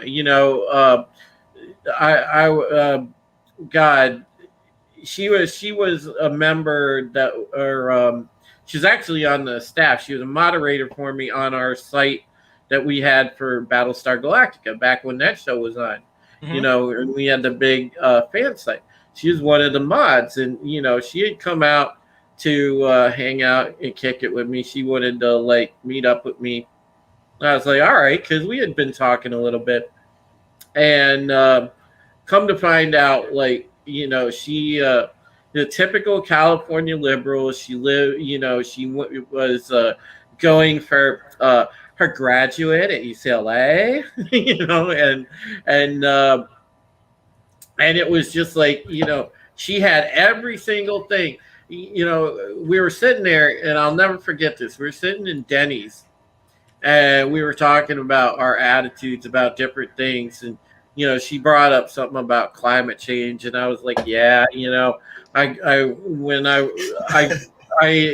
was like, I follow science. And she's like, really? So you believe in climate change? I'm like, no. The Earth goes in natural cycles. I learned this in high school, and then we got somehow on the subject of like pets. We were talking about dogs, and I was like, yeah, you have to train a dog. The difference between right and wrong when they're young. So they do something wrong, you give them a light swat on the snout with newspaper, and they know better not do it again.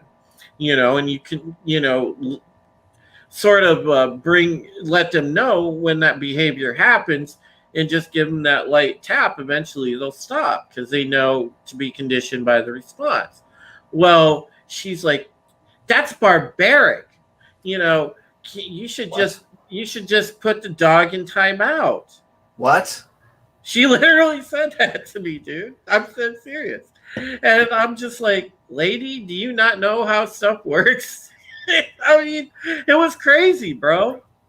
And like, and it was just, this is just like kind of the stuff that she believed in. And I'm like, are you kidding me? Like, is this chick from this planet?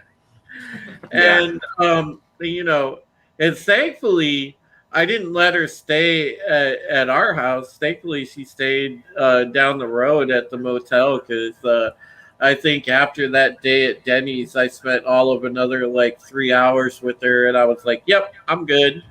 Can't hang out anymore. Yeah, you put on 2 condoms. Jesus. But so Listen, I'm not gonna lie, dude. I'm not gonna. dude, we're not going to talk about your sex escapade right now. Like, this is just, I'm putting an end to this. We're going back to the comic because this is irrelevant. But no, so, she wrote this comic. Look, she probably did. She probably helped, honestly. Probably did, dude. that was the Probably lady With the undergrad from UCLA. Gosh. So like this book is just filled with these. So at this point, I'm just going to start jumping around because I like, how do I go in order? So basically, this is the follow-up page to the one that Drew read for us. And you're going to notice throughout this entire book, they do the very bad, like it's bad writing where they just make everybody talk in these super stereotypical, like sexist ways, you know, like this guy over here, he's looking at a painting. Whoops, got to scroll. And he's like, great to be at an event celebrating women and really celebrate their greatest attributes. Ha ha ha. And it's like, dude, does anybody really like, yes, people do talk like that. I'll admit that, but like not everybody you're going to encounter in the world. Like this, if you're seeing the world like this is a problem. Like that's exactly, and I think that speaks volumes to what is going on, right?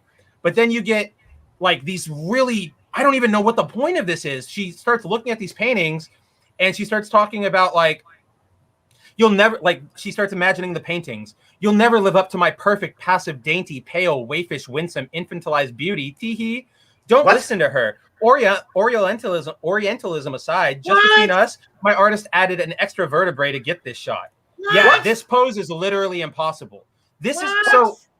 First of all, shut the hell up. Those poses aren't impossible. This is the Milo Manara thing all over again. And we had a bunch of female cosplayers come out and be like, "Hey, look, I can do the Spider-Woman pose. It's not hard."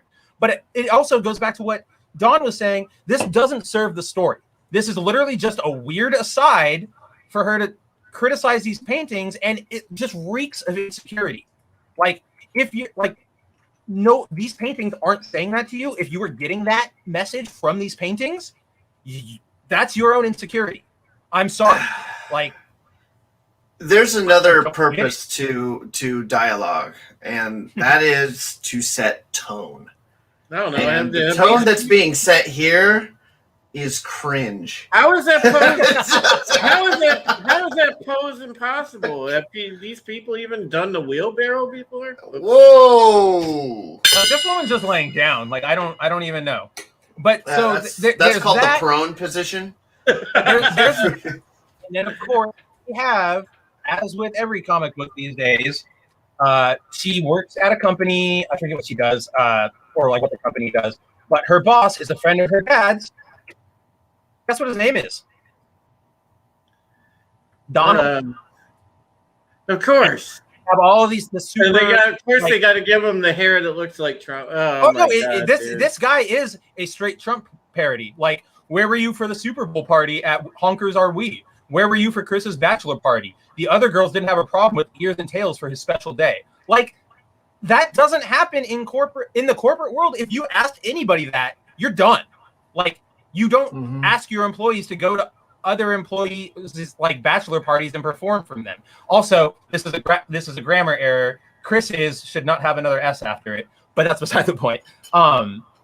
Yeah, this is like, so I don't know where they're getting this idea. It feels like they are just buying into stereotypes that they hear parroted from Twitter and cable news and cable television and everything. Like, it's just sad because I don't see any basis in reality here. Yeah, this is like This is over. this is the idealized what you see in the damn sexual harassment training video before you start working at the company. Like, this is the over the top example that they show. Like, hey, you want to come to the stag party that we're having? Right. Like, the company stag party is at 6:00, and I would love for you to show up in your short miniskirt right. You do it and subtly. show like, off your reasons to be promoted. Right. So, fuck you. This is not the reality that's happening in these companies. Now, that might be happening in Hollywood, but that's a different freaking story. But That's also, like, the situation you just laid out makes so much more sense. Like if this boss came up to her and was like, "Hey, you should show up. Maybe wear that, that one skirt, that purple one, that looks really good." Like, that subtle kind of stuff. That's the right type of villain for right here. Not this over the top Twitter villain. Like, this is what this is how they see the world. This is how people like Marguerite Bennett and people who think like her see the world. And it explains so much if you realize that. Like, if you realize that these people stand at parties and, like Bunny was talking about, have internal conversations with paintings and take a painting as some sort of criticism to their person, they're looking with a warped view out at the world, and it's not healthy. And you get crap like this because it keeps going. Like, it's company policy to wear heels to the office, and then like this, like, oh my god, like where is it? It improves morale in the lab if we can tell your cup size. Nobody says that. No, like, this isn't a good villain because it's not believable at all. It's just your bad wannabe version of Trump. Like, it's so obvious, and it's just poor writing. But I think so. You have the entire book is filled with this. After this moment, she walks through her workplace, and every male she walks by is making a sexist comment. There's one male who's just watching hardcore porn in his cubicle with the volume all the way up, and she like breaks his computer. There's another guy who she just like slaps coffee onto his lap. It's really weird, and every single one of these males is speaking that sort of overtly stereotypical dialogue. And it's just like, where is this happening except for in your mind? Like, please tell me in your mind, or like, if this is a place you have experienced, you need to tell somebody about it. You need to expose them. But I don't think unless you were working on a Hollywood set where the instruction was act like the douchiest bros you could possibly act like, I don't see this happening. But especially in the STEM research lab, because those guys are super awkward around. Yeah, those guys are super. There's literally a panel where she's walking by a scientist in a lab, and he's like, "Hey, baby, I totally got this like genetic sequence down," and I'm like, "Who? What? No, like the one bro scientist in like Greece? Is that who you're like basing this off of? Like, get out of here." It's like, excuse me, Dr. Laura, I would like for your opinion on this genetic strain that we've isolated over on the B32 table. I think you'll be impressed with the results. That's what you get for the stick. Dude, that is about as erotic as they get. Like, oh, and also she brought it up in the beginning of the book, or in her little monologue that Drew read. But she, she actually like shows it later in the book. And again, I don't know what purpose it serves except for being narcissistic. He talks about being a sex worker and selling foot fetish pictures. Like, there's an entire, like, it's weird. I don't know what you're going for here. And then there's all this dialogue. Wait, so this chick is so Billy's mom is like, she has an OnlyFans? Yeah. Oh my God. What the hell? What is this? That's what I'm saying. It's just narcissism. It's just, and it's not. I don't even think it's narcissism of like Bennett's personal self. I think it's narcissism of the ideology that this is how they see the world. Everybody on one side is the woo, very soft, has lots of trauma, have to handle them with care. But still super strong and independent sex worker, and everybody on the other side is a sexist racist. Like, the book even, like the last page of the book even has an entire thing about like like resources, like sexual assault hotlines, anti like BLM promotion, all that kind of stuff. And like, it's just a weird bent. Like there are some things that you could have done with the story to make it sort of neat. And there's a premise here, but you just didn't execute it well. I'll give the art something. The art's not bad. I actually kind of like the art. Like, at least it's not like that She-Hulk comic or the Hellcat comic. At least the art's halfway normal, but still, that's not right. saying much. No, exactly. No, this is. But I'll be right worst back. of all, go for it, Drew. Worst of all, I think, is that at the end of the book, they preview what her costume is going to look like. I don't even know what this is, man. This is just like Instagram white girl went crazy. Like it's just not a good look. No, like, that's not at all. I know what they're almost going for, which is like I made this myself from the closet type thing. But dude, we saw Homecoming, like Spider-Man Homecoming. We've seen this done right. Dude, like it's just Daredevil one simple thing. Just like MMA gear that he bought online. Mm-hmm. I could buy that stuff right now. I did buy that stuff. And I looked exactly like Matt Murdock. Oh, it's fantastic. But like, that's what I'm talking about. There's just no anything here. I don't know what they're going for except to write out a weird piece of fan fiction, like of real life, like fan fiction for real life, if that makes any sense. And it's just, I don't even make sense. No, it doesn't. Bunny, she doesn't have her costume done and suited up by the end of the comic. I mean, the first issue, so I kind of give it a little pass. But it is weird that she doesn't have a costume already because she has her powers and she's fighting crime with it already. So I don't know what any of this is. So the hot flashes coming out of her head? Dude, like, that's kind of... I wouldn't be surprised if that's actually what the meaning ends up being in that panel, Don. Like... everything like that is touched here. There's a scene at the ball or the party in the beginning where after she talks to the paintings, she realizes that she started her menstrual cycle and it's bled out through the back of her dress and there's like a visible red spot on the satin white thing, and I just don't understand. And then she like gets upset at criticisms of the fact that like that happened. Like, I get maybe it's an accident, but at the same time, like, dude, if I'm a guy, if I walked out of the bathroom and I had pee all over my pants, people are gonna talk about it. Like, yeah, I'd be embarrassed too. What the right, hell? exactly. Like, oh, damn. Like, this is an embarrassing thing, but this is not. It's only gendered in the sense that it is a female-only phenomenon. Like, only females get their menstrual cycle. So, but it's still the situation they're sort of pointing out is more the embarrassment of it all, and that's not a specific thing to women. Right. And so I don't know, guys. I read this book today because I saw it dropped and I was just curious, and I want to say I wasn't disappointed because this is exactly what I thought it was going to be going into, like, to a T. And oh man, this is like a train wreck and a plane crash, and the plane had a nuke on it, and the nuke accidentally went off. Jesus Christ.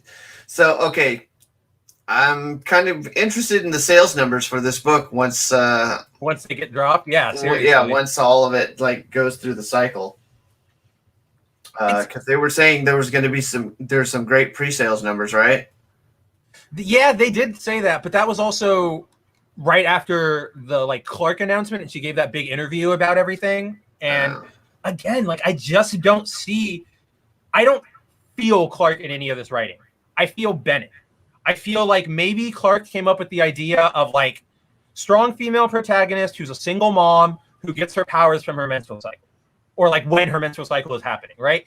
I feel like that's probably as far as she went, and maybe some like name input or like costume design input, but everything else is just Bennett, because this just feels like something Bennett would write. Yeah, it's not good. Like, just no, it doesn't. No. Mark is asking, what is her powers? Well, my friend Mark, they actually do have a handy chart at the back of the book because she gets different powers at different times. So let's pull up this handy dandy weird what do you call it? Infographic? Yeah. I present to you Maya's abilities. Oh my When gosh. anxious, she gains supersonic hearing. When frightened, she becomes invisible. When happy, she can super stretch. When angry, she becomes super strong and super fast. When sad, she can heal almost instantly. When laughing, the sound can shatter objects. And then when she's at the peak of her powers and all emotions are go, her eyes blaze gold. This is known as the pinnacle. So she has them all. She has every power. Okay, Like cool. this is as far, like this concept is as far as I feel like Clark was involved. Like this feels like something like different powers based on your emotion. Sounds like something like that sounds like I can feel like if I had one of my normie friends or family come up to me and like propose a superhero, I can easily see that being like probably a pretty common one, right? Like everybody feels emotions, everybody knows how it goes. So I can see Clark bringing that up. It's the everything else. It's the reasons for her being angry, the reasons for her being frightened, anxious, sad, that feels like it came from Bennett. Like, Yeah, that's what it is. This looks kind of copied too. Yeah. You know Nen from Hunter x Hunter? Yeah. So Yeah. I can't remember the character who gets all the powers after they go. Oh, Kurapika. Yeah. He After he starts gets all of them at the exhibiting end, like yeah. crazy powers once he goes into the golden eyes mode. Mhm. Or no, not golden eyes, but Red. red eyes. Yeah. Yeah, no, that's exactly what it is. But at like all times, I don't know. She doesn't really she doesn't use her powers in this issue. She uses them to bully all the super not bully, but like mess with all the super stereotypical bro scientists. And then she fights like a kidnapper at the very end. And oh, there's just not a lot to write home about it. I mean, it's not bad, but it's not great. Like, at least it's not super preachy or anything, but it's also just not that hyper interesting. Oh, because it does this weird. There's this weird thing where comics are selling. You know, they're they're flying. tons of They're going money. to pre-pandemic levels. There's this weird moment where like she opens the book talking to you, like she breaks the fourth wall, kind of like I'm narrating my story to you. Bear with me, reader. But then she goes and she stops the kidnapper, and right before she ties the kidnapper up, he has like this thing on his arm that like flares up and burns him away.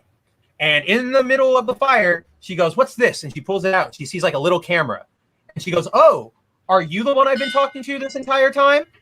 And it shows like on the other side is like the villain with like her hands clasped, but it's like you can't switch your narrator like your narrative device like that. That's just, you can't say that you were constantly talking to the camera person before you got the camera.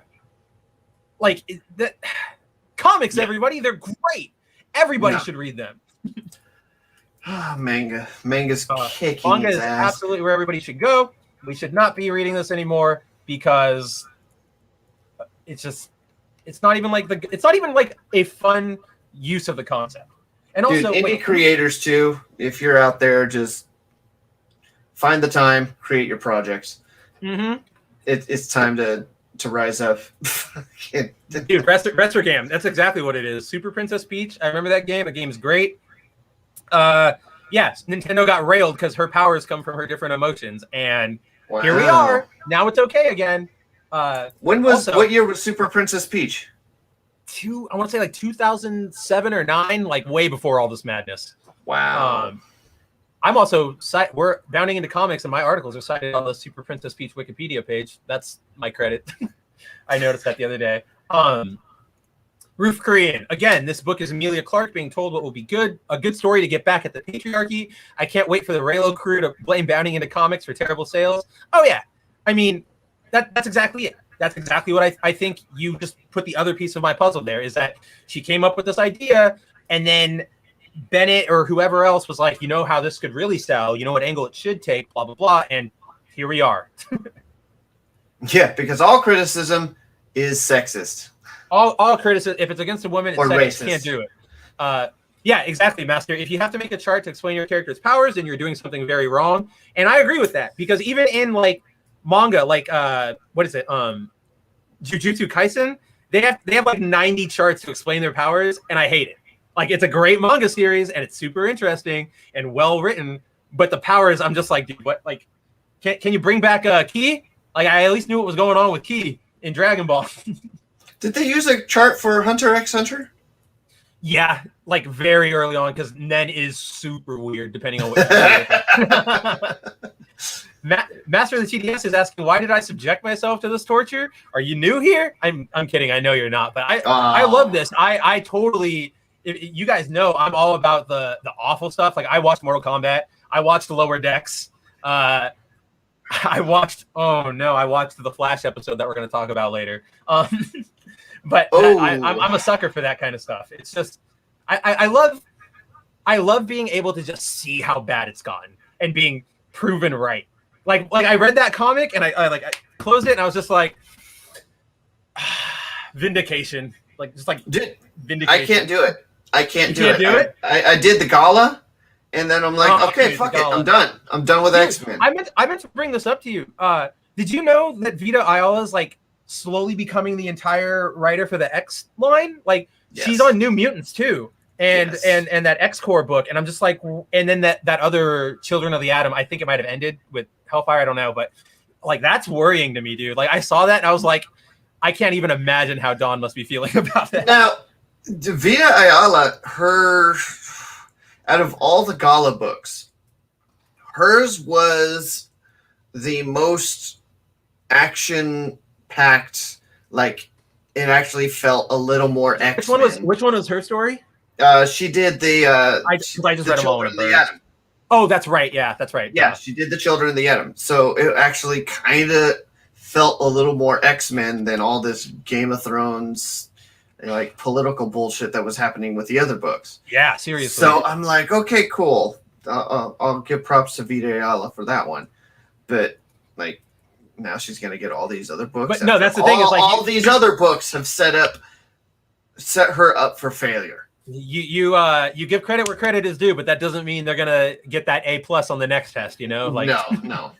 Definitely, I definitely think that was probably like the exception to the rule for Ayala's writing. Right. And I think it also is because the rest of the Hellfire Gala was just boring.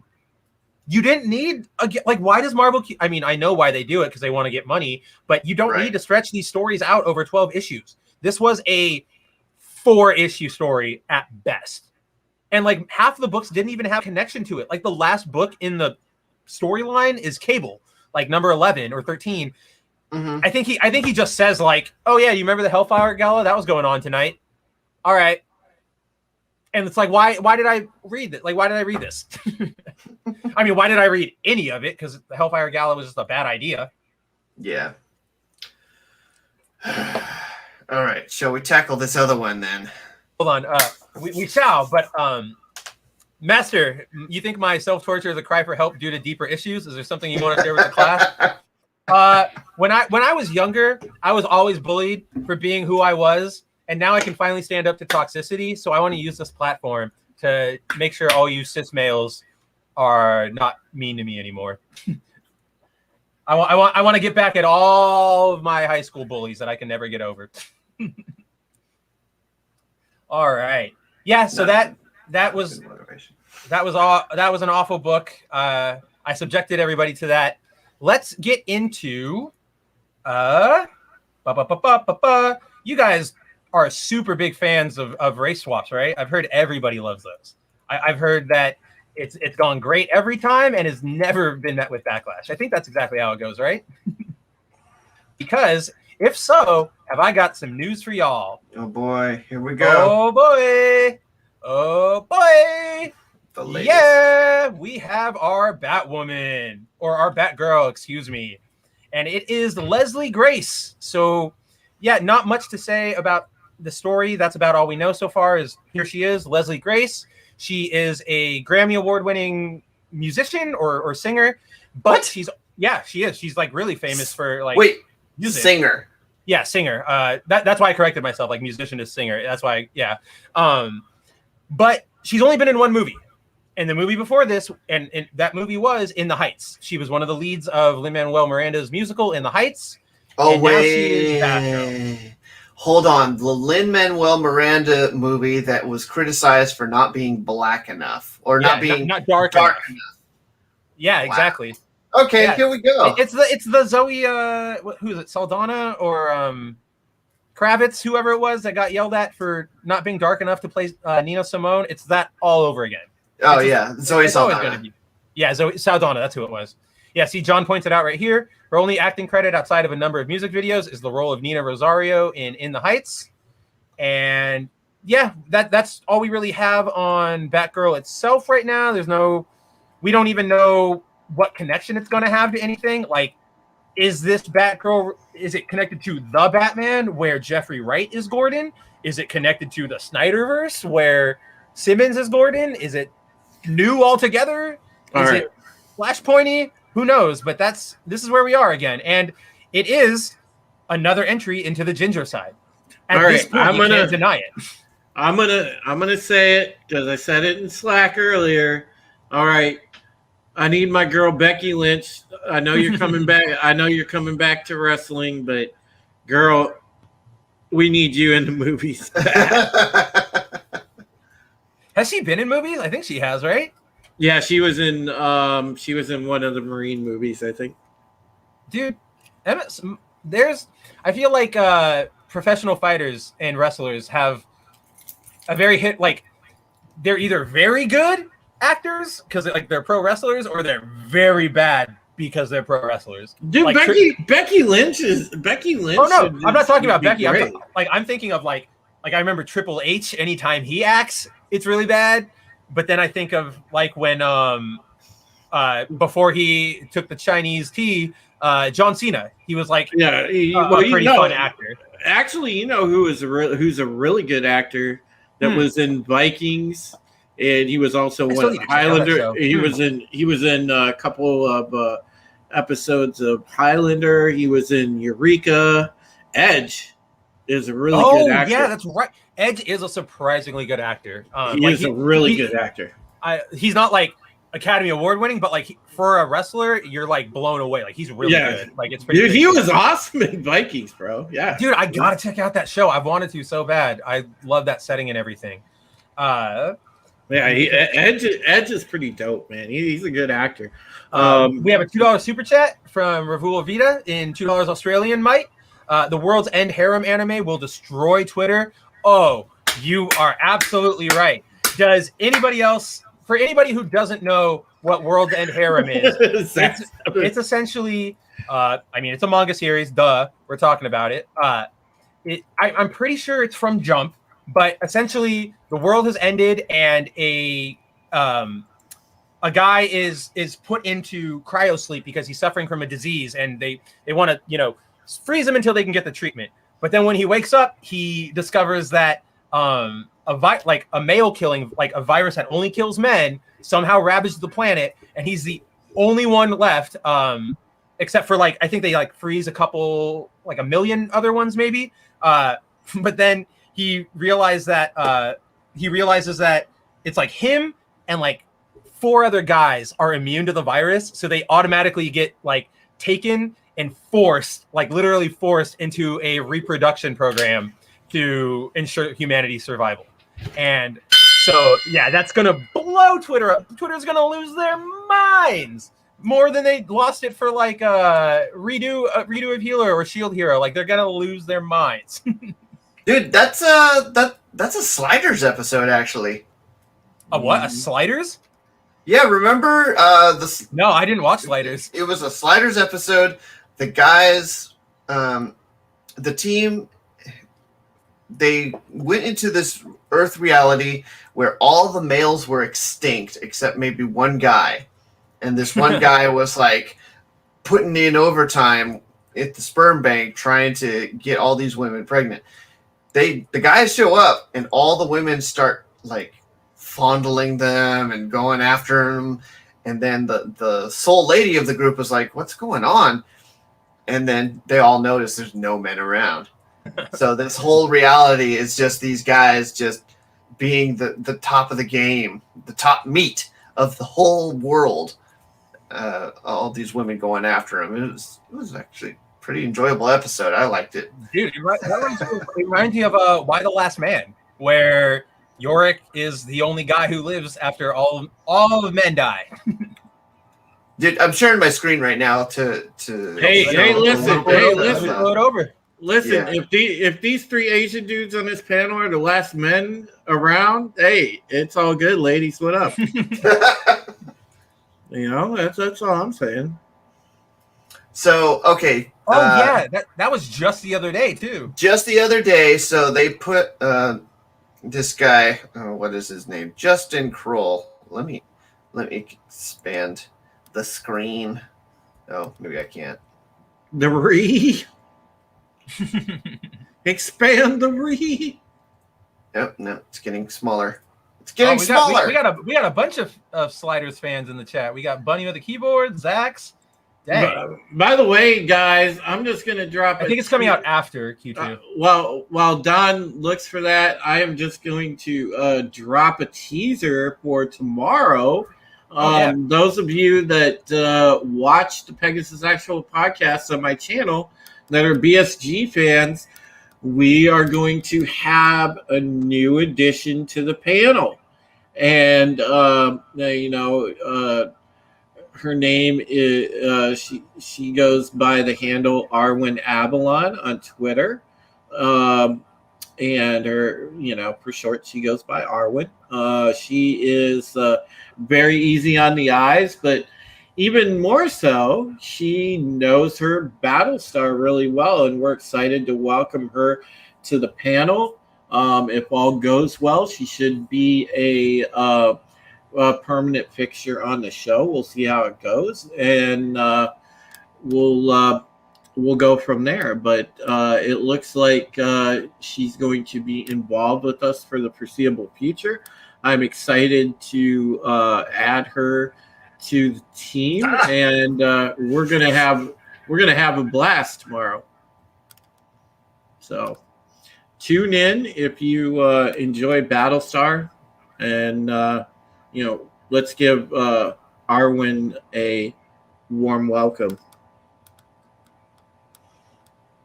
All right, so exclusive Batgirl pre-production heats up as testing for the role of the Shrink. I've never had this problem before. I was gonna say, is that the first time you've ever said that? Oh, Shrink. Anyway, so they do this thing, and they put this picture up of the 4 candidates. We can't see because we can only see the top of their heads. Not Yeah. Now he's doing it. He's building up the reveal. And then whoever this Justin Kroll is. Anyway, so we got these. He's a blue check mark, bro. You should know him. Yeah. well. Technically, he's a white check mark. All right, so you got the tease of these 2 white women, and then they all kind of have the similar skin tone, right? So you're kind of like, okay, what's going on? I don't know any of these girls. The one second from the left with like the red eyeshadow, she looks like she'd be a great Barbara. Right? And it's just kind of like this dick tease. And I think Hollywood knows what they're doing. They're just giving the fans the middle finger. Because then right after that... 100%. This is Merced and Dutch, which is the first 2. Yeah. And yeah, dude, Dutch definitely. Jesus Christ. What is going on here? I'm sorry. But do you have a link to the disappointing news? Yes, I absolutely do. All right. Wait, the disappointing news about who got Batgirl? cast? Yes. Oh yeah. Oh. Yeah, I'll just pull our thing back up. Yeah. And yeah, Roof Korean, that's exactly it. They're not equal. They're not equality enough. Okay, so we got to cancel them. We got to make sure there's no coming back from this. And then we got Leslie. Miss Javica Leslie. Oh no, that's Batgirl. Oh, Yeah, that's I thought you Batwoman. No, this is Batgirl. Yeah, This is- we're talking about Batwoman now. Oh, you want Batwoman? Oh. No, sorry. Javisa Leslie is Batwoman. Yes. Okay, And then this is Leslie Grace. Leslie Grace. There is it her- is. Okay. Yeah, is Batgirl, and that's her. Oh boy. Here we go. Yep. That's who it's gonna be. And Now wait, No, go ahead. are they gonna darken her skin up for this one because of the complaints that she got for In the Heights? Yeah, because it's not racist if a person of color darkens their skin. Okay, only if white people do it. Oh wait. Zoe Saldana. Yeah, see, I completely agree with you, Shinkai. If they want accuracy, it would have been Zoe Dutch, but since they don't care, we'll be the more diverse one or the one that can be used as a puppet. I absolutely agree with you there. It's weird. It's just I don't, because here's my thing. Normally, when you get like a comic book actor, even with Marvel, the actors they picked like early on, yes, they were sort of like not A-listers like Chris Evans or Robert Downey or Hemsworth. Thank you, Hemsworth. Like they weren't A-listers, but they'd been in things. They had credits. They had spent time in the industry. All these new casting, like all these new people getting casted, and all of these new directors and writers being brought up from the indie scene to Hollywood, they have maybe like we talked about it earlier with directors, but they only have like 2 credits to their name. And so I do think it is probably a puppet thing. And I just, or I don't even know if puppet thing is the right word, but it's weird. I've noticed it. Did you know the girl that they cast for Ms. Marvel? She has no credits to her name. The child actor. She just straight off the street. So that show's going to be great. I already know. I mean, I'll give her a chance because it is her first, but I'm also not optimistic. Like I am. Yeah, that's the thing. It's like I'm not gonna rule her out yet because we've seen child actors wow before. Like what's her name? In Black Widow at the very beginning, that's Mila Jovovich's daughter. Playing the blue hair? Yeah, that's Mila Jovovich's daughter, and that was her first movie. And I thought she was really good in that. And so it could go either way, but again, with Marvel, like with Hollywood, as we're seeing with Batgirl, we can't ever take anything like in the like we can't believe good news. Don was bringing this up before the show, which is what did you say? Damn it. Whatever the woke take is, that's the one that you have to believe. Don't believe any of the positive rumors. If you think you're going to get something good out of Hollywood within the next 4 to 5 years, automatically discount it. Yeah, no, exactly. It would be a surprise, a genuine surprise if you get something good. Like if Kevin Feige, if Victoria Alonso and Sarah Finn Haley, they cast white people for the Fantastic Four. That would be amazing. That would be like, oh my gosh, stunning. Well, that brave. Dude, yeah. Well, that's just like let me bring it up because this isn't something I was going to talk about, but it leads right in, or like it's relevant to what you're saying. When we got this announcement the other day on Sunday about the last regional Captain America that they announced is this white U.S. Air Force intelligence officer, right? And every one of our comments was like, "What's the catch? Like, what is this? What's going on here? I don't believe it." And I was there with them. I wrote the article and I read all of Marvel's stuff, and there's got to be something here. I just don't trust it. The catch-22. There's always a catch-22, and it's either he's gonna be like, I don't know, like they've already hit so many of the other identities. They've got the gay cap, they've got the woman cap, they've got the black cap, whatever. So it's like, what could be left for him? And honestly, all I can think of is that he is going to be a villain. Or this is the TG character. I've been thinking that too. Or not I've been thinking that, but I've been thinking about that because that was the big thing in our comments too, in the replies to our article. It was like, we can't see anything wrong. On the surface, everything's fine, which means Marvel's probably going to say he's TG just because they have, like, every other Cap has hit a brownie point. This entire series is hitting a brownie point. Like, this is the series that had Cap saying, I don't believe in the American dream. Full stop. So what's like, again, like, just like Dawn said, I don't believe it. It's so hard to believe. It could happen. And if it does, if he just comes out being a normal dude, holy crap. I don't know what I'll do. I'll probably have to, like, go outside and, like, stare at the sky and have, like, an existential crisis, because it'll just be so unbelievable. Unbelievable. A normal dude? What's happening? Dude, it's so weird. But I thought that linked perfectly into what we were saying. A quick aside, we got another $5 super chat from Ravul. He says, I currently have all 11 volumes of World Ends Harem and 4 volumes of World Ends Harem Fantasia. World's End Harem with a fantasy twist. I've never heard of Fantasia. Is it the same cast of characters and stuff, and just like in a fantasy setting, or is it just new cast, same setting, but fantasy? Because either way, I'd be in to read it. That does sound fun. Yeah, see, DC3, he might be the villain. That's kind of what I'm feeling. Like, something is gonna go weird here. Like, he's gonna be on Cap's side, and then there's gonna be a moment where Cap is like, I'm gonna stop the bad guy, and then this guy is gonna, like, shield him or something, right? Or, like, take down Cap, and Steve will be like, what are you doing?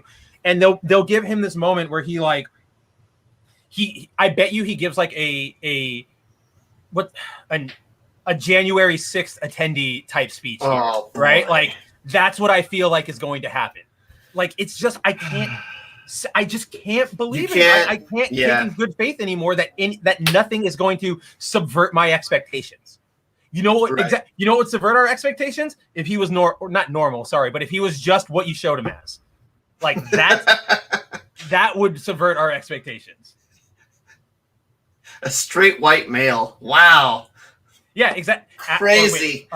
Ruth Korean, right? Straight white male, never heard of. No, why am I clicking the wrong? Why can't I click the right ones? Abby, Last of Us 2, is the new Captain America. Finally clicked it. Yes. But also right here with Rentier, he'll have the personality of Mayo. Yeah. he's gonna be the one that, like, gets derided and like is shown as, like, the bad way to take inspiration from Cap. Like, I feel it. I can see it. Oh no, Zax. They can make him a Republican. That's what I mean. Like, that's what I feel they're gonna do. But it's gonna be their cartoony Marguerite Bennett version of Republicans, where all of them are just talking about, you know, overthrow America, blah, blah, blah, you know, the stupid caricatures they have in their head. Like, that's definitely what I feel. Yeah, exactly, Sean. No. Subvert the fan expectations and write good traditional stories. Dude, never happening. Wow. Never happening again. Like, I can't even think. We were talking about this on Culture's stream just on Sunday, where all of these companies are just writing garbage trash. And for the next 4 years, this is what you're going to get out of Hollywood. You're going to get all of this out of Hollywood. And I was of the opinion that Hollywood is just writing this off. Like, they are prepared to lose billions of dollars in trash writing just so they can get these brownie points until 2024, when something might change. No, I'm definitely with you. And I wish John were here tonight, because it's what he always talks about. It's the power thing.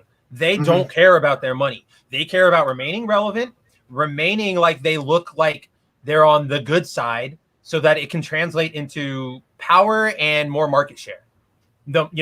Disney's a great brand. We should start giving more things to them because they're so inclusive, and that gives them more under their umbrella. And it's just bad. It's just all bad. Dang it, Don.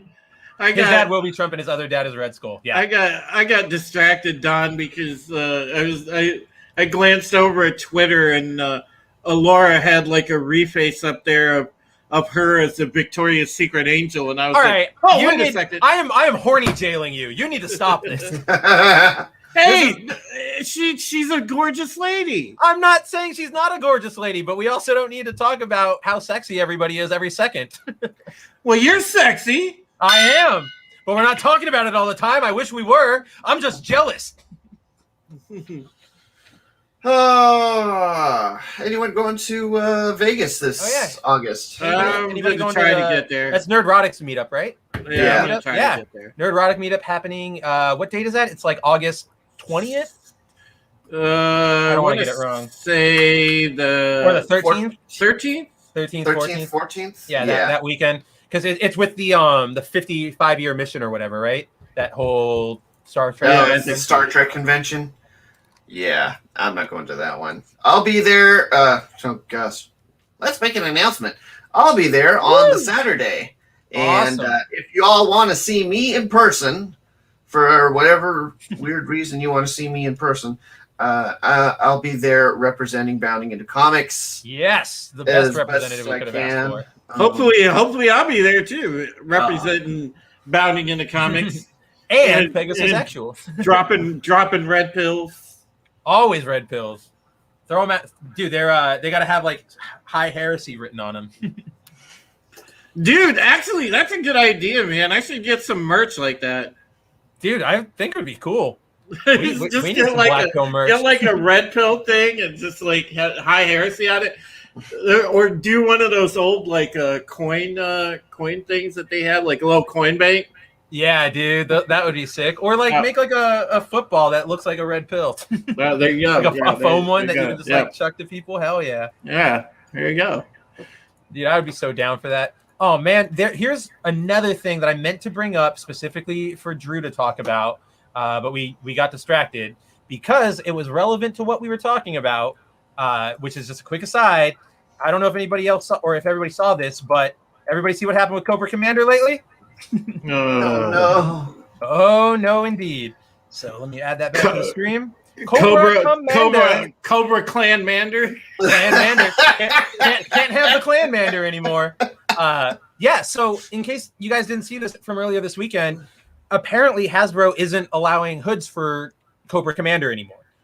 Basically, there is a company called Super 7. I don't know if anybody's heard of them. They're like a boutique sort of like pop culture manufacturer, designer, producer.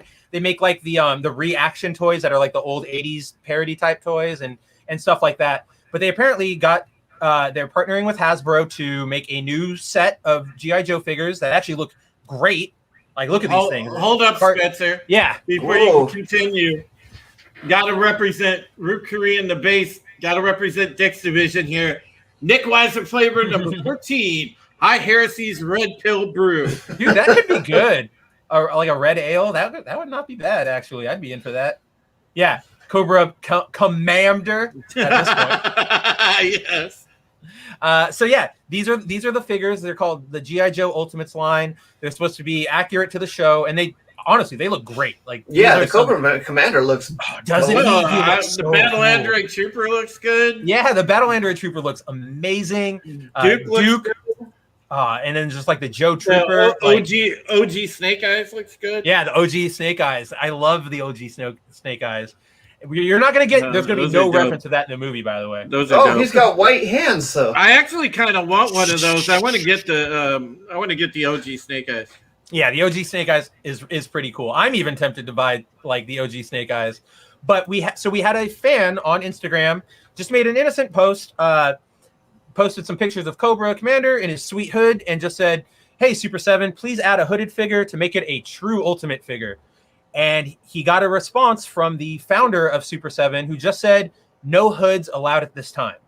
And he's since deleted the comment, but Ooh. that's essentially what it is. It looks like they didn't give any reason, but it's like Don joked, or it's like Drew joked about at the beginning. It's the Cobra Clan Mander. They're just way too oversensitive to his mask look, which is insane because like it's not white, it's not pointed, it's nothing. It's literally the Baron Zemo mask at this point. Like Yep. like look at it. Like it. I love this look. I think it looks awesome. And it's just a shame that this is where we're at. You can't have accuracy and you can't have bad guys looking at bad guys. Like, so what if it was a hood? He's Cobra Commander. Nobody's looking at Cobra Commander like, wow, he's doing so much for progressivism in the States. What an icon. Like, nobody, they're like, holy shit, he's a terrorist like leader. Like, this is what's happening. Thank you, Resogram. Exactly. This dude's a villain. What's the problem? Exactly. Ozo, why is the stream called Black Pill? We call the stream the Black Pill stream because we cover topics throughout the week about pop culture, video games, entertainment, but we're all kind of the opinion that it's just not going to get any better, that you have to, you got to stop holding out any hope for any of this to change. You got to look at things for what they are because it's not getting any better. I mean, the fact that we can host this show week after week after week for 3 hours a night and still miss topics just goes to show that this is not a roller coaster that's slowing down anytime soon. No. And yeah, Fizzpop, Cobra Commander's hood is technically a hangman or executioner hood. Exactly. Oh. But the problem is, as I referred to earlier, nobody looks past what you see. One person sees hood. All the programmed sheep think it's racist. Bingo. That's racist. That's exactly it. It's the programming element of it, because they see hood, their mind immediately, instead of going just a mask, it's just Cobra Commander, doesn't even look like that sort of hood. Their mind just goes hood equals that group equals racist. And it's like, again, though, it's Cobra Commander. I'm sure if we opened up his little black book, he's got a lot of uncouth ideas about other races. Like, I'm sure. Come on, it's Cobra Commander. Yeah, but wasn't there a thing just a few years ago where hoods were the thing? That can be scary. Oh yeah, they're they had during Luke Cage. Luke Cage wore a hood because of this incident with a kid who was wearing a hood in his freaking neighborhood. Yeah, that's the thing. That's the thing, though, Don. They don't know. These people don't engage with continuity, whether it's the continuity of the character they are writing, whether it's the X-Men or Spider-Man or Batgirl, or the continuity of what they have just said. It only matters what they are saying in that exact second. If they are right in that second, that's all that matters. Because it's so easy for them to deflect if you start pulling things out of the past. Oh, well, in the past you said this, irrelevant to the discussion, not what we're talking about here. Not the point I was trying to make. You don't get it. Like, it's so easy for them to just snap and it's gone that they can always position themselves as we were right. Hoods are, in this moment, the symbol of fighting back against white supremacy. Actually, I know I said that 5 minutes ago, but the real truth is any hood is white supremacy, period. And it doesn't matter because you retweet it and that's it. You get the sheep to retweet it and it spreads and you end up with comic books like Mom. This right here, this is a dog whistle for white supremacy for some reason. That is actually, did you not know that? Come on, man. That is the doggiest whistle. And we're not joking. Don found that white out. Supremacy. It's a joke among us now, like our crew now, because Don looked that up and was like, that can't be real. He's like, there's no way. And sure enough, there it is. Batman Death in the Family was the death of Red Hood's hood. Yeah, you're on to something, Shinkai. Yeah. You're on to something. I think you might be. Tori, Hood in the Hood. Dude, oh man, what if they had what if Cobra Commander was wearing the hood in the hood? What is he representing there? Wait a minute, doesn't it's been a while since G.I. Joe. Snake Eyes' counterpart. Storm Shadow. He wears a white hood, doesn't he? Yeah. An all-white costume, in fact. It's an all-white costume. And he's one of those Asian white supremacists that CNN tells us about so much. He don't technically wear a hood. He don't technically wear a hood. It's like a balaclava with like a bandana piece over the face. Yeah. So that's why you could get away with Storm Shadow. Oh, okay. It's typical ninja garb. That's Yeah, why. Zach's Snuggies actually are the most racist clothing Yeah. because they're hoods for your body, and that makes instead of just being racist on your head, that makes your whole body racist. All right. My whole body is racist. Guys- Zemo also very. What's up, Drew? Oh no, I was just gonna say I'm probably gonna dip out. It's 11:30 here, and I'm actually gonna jump on Wes's channel and go on whatever Wednesday. Wes Movie. So, Yeah, awesome. So yeah, thanks for joining, Drew. Like, it's so awesome to have you back. So happy to have you back in the saddle writing, and obviously a pleasure to have you here with us tonight.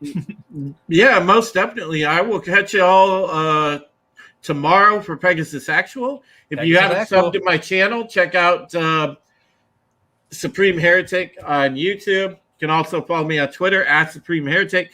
And I will see you folks tomorrow.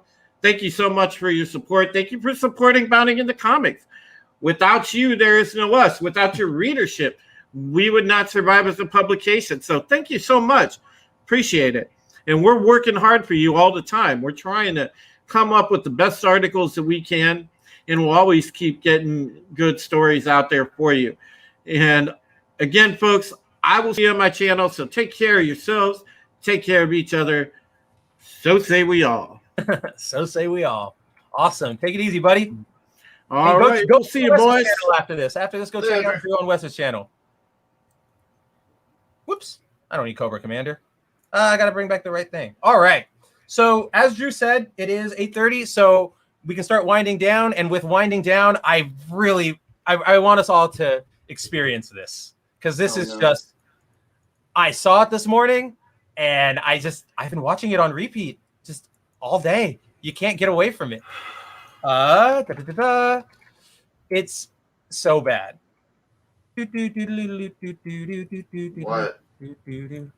What? Oh, I'm just trying to pull it up. What the hell now? Oh man. Awesome. Okay, guys. So if you've watched this show for a while, you know that the CW is not good at this point. Any goodwill they kind of had, it was already running dry, and then they did Crisis on Infinite Earths, and that was fun. And then everything hit a wall after that, except for Superman and Lois. That everything hit a wall, but then Superman and Lois was really, or Supergirl was really bad, and then Superman and Lois took off. It was great. But today we got, or I guess technically it was last night since it aired. I guess the current storyline in The Flash involves the Reverse Flash somehow coming back in time or onto another Earth and confronting Godspeed, the speedster who was the speedster who was introduced. Yeah, that's what's coming. The speedster who was introduced in, I believe it was the New 52 run. And so last night, I guess, was the conclusion of that arc, at least. Maybe not the season, but the arc. And I can't, guys. Nothing I can really say is going to prepare you for what we're about to watch. But I want you guys to watch and this is where we are now with DC television and kind of just superhero media in general. So with one exception. With one insane exception that Don and I still don't believe. Every week, it's just come on, it's coming. Where is it? Hit me with it. Hit me with it. All right. And yes, Mark, I am very happy right now because this is so bad. Let's buckle up and watch Reverse Flash and Flash versus Godspeed. God. Is there dialogue? Are we going to get hit? Oh, wait, is the audio going? No, the audio is not audio wasn't going. Okay, I did that thing again. No, we shouldn't get hit because this clip is already on YouTube. So we'll find out, won't we? You know what? After watching this scene, we might get struck because it's clear that the CW is starving for cash. So now just pause it every 4 seconds for clarity and brevity. Yeah, commentary. And no audio. That's good. Still? Therefore, we can't get Why is this doing this again? I mean, because I didn't click the little thingy. Oh, the little thingy. The little thingy. My signature little thingy. Sounds like all an right. Asian There is no looking away, DZ. This is the car crash of the night. Everybody. Dude, You get it? You can't kill a god! what?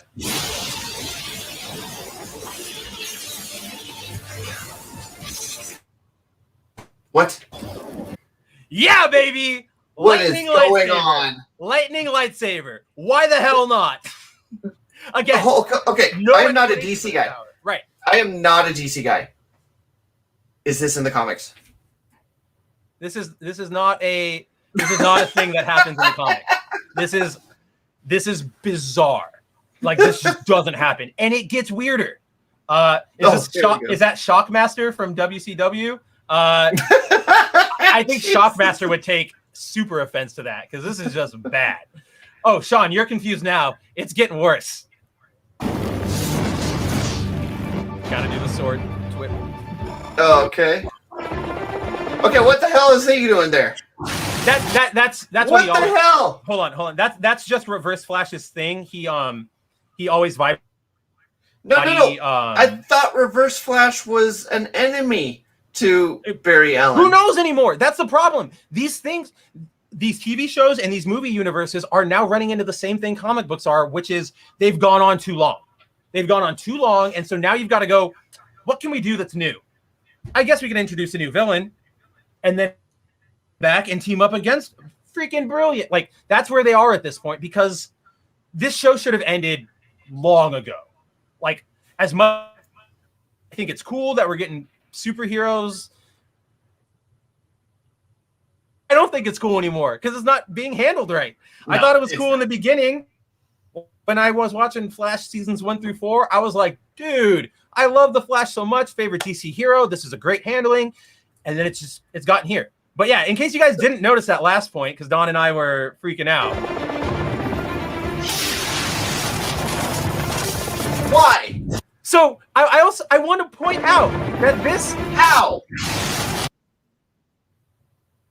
this is the first time those two have used that power. This is the first time any of them have used this power. Does it make sense? No, To their powers. no, you can't like crystallize energy like that. That's not how the Speed Force works. Like, That's I not don't how the under- Speed Force works. and at least Godspeed did the thing where he was like, I'm gonna, summon it from the skies, right? Oh, lightning sword. These dudes are just like it's coming out of my arm now. Like, this is so bad.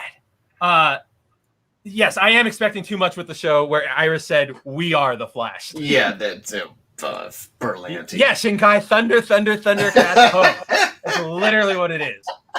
Yes, the lightsaber battle in Yu-Gi-Oh! It reminds me of that. It reminds me of the final battle in Kingdom Hearts 2, where you're fighting the guy with the lightsabers.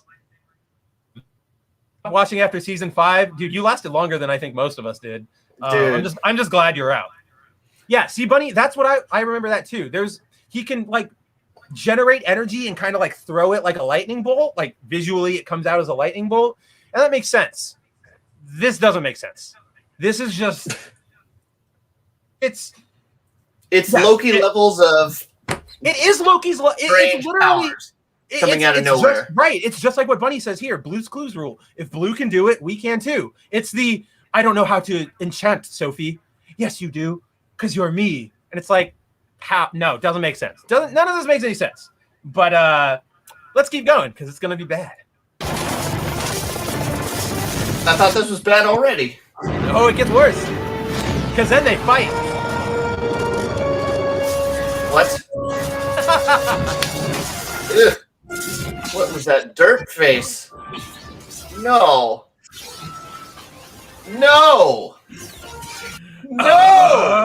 Oh yeah, now you're getting the double thing busting out. Don't you love Duel of the Fates from the hit movie Star Wars Episode 3, Revenge of the Sith? No, because first he pulled a freaking lightning, okay? And now he's just doing the same thing those guys did. Now it just comes out the same way, that they did. Shinkai, I stopped at the end of the season where Hartley Sawyer left. I think I stopped like halfway through that one. As soon as I heard that Sawyer got fired for like nothing, I was like, this is dumb. This is awful. Are they using lightsabers or baseball bats? Dude, I feel like the prop they used is just like one long green stick. Like, no hilt, no handle. It's Hulk, baby. It's hulking. Yeah. So let's see how our dashing heroes can swashbuckle him away. Are they fighting at like super speed levels? They are supposed to be.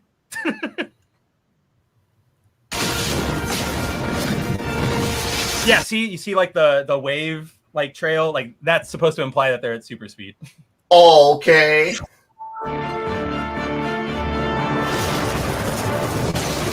What?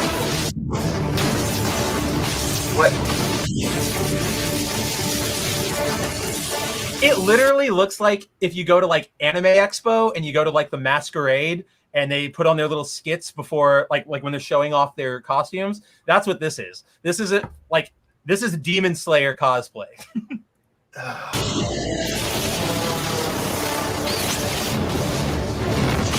Wow.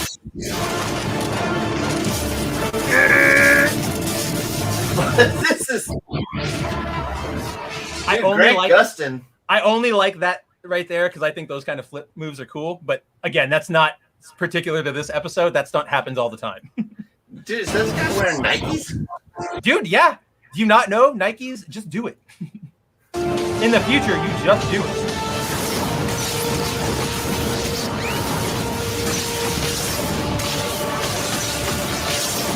Jay Garrick's like, is my paycheck big enough? Oh yeah, right. We got to go multi-level. This is so cool. Yeah, Bunny. I know who the wait. Impulse is his kid too now. They reconned him to Impulse is Flash's kid? He's the kid of Iris West and Barry Allen. Oh my gosh, that makes me even more upset. I knew the girl. I knew Excess was their daughter. That sucks. Oh, okay. So we're coming up on a scene here or a moment in this fight that I want everybody to pay attention to because you're gonna see it. Because you're gonna say that. You're gonna say exactly that.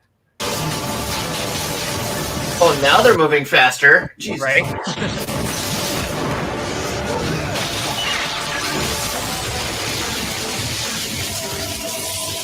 What? It's coming. Okay, that was another part I forgot about. Did everybody see what just happened there? That doesn't make any sense. Did he just whirlwind him? He whirlwinds him from his chest. That's the thing that when like Flash has to like move his arms really quick. So like I've been thinking about this all day because I'm trying to think how you. I literally can only think that he's doing like the Terry Crews thing with his like pecs really fast, like, and like that's how it happens. Otherwise, I just don't see how this move happens. So this is a woman just jiggling her breasts really fast. Dude, this is circular motions. Dude, yeah, it's the old and the like milk gift. is coming out like It's so bad. All right. Sorry, but the moment, no. The moment I was talking about, and that was a very appropriate bell. It's coming. Watch this, guys. Watch this. So Barry just I thought they just came. Not yet. Trust me. That was the pre.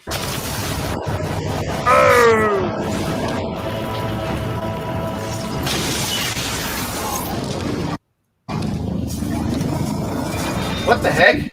Thank you. We're gonna watch that one more time. What?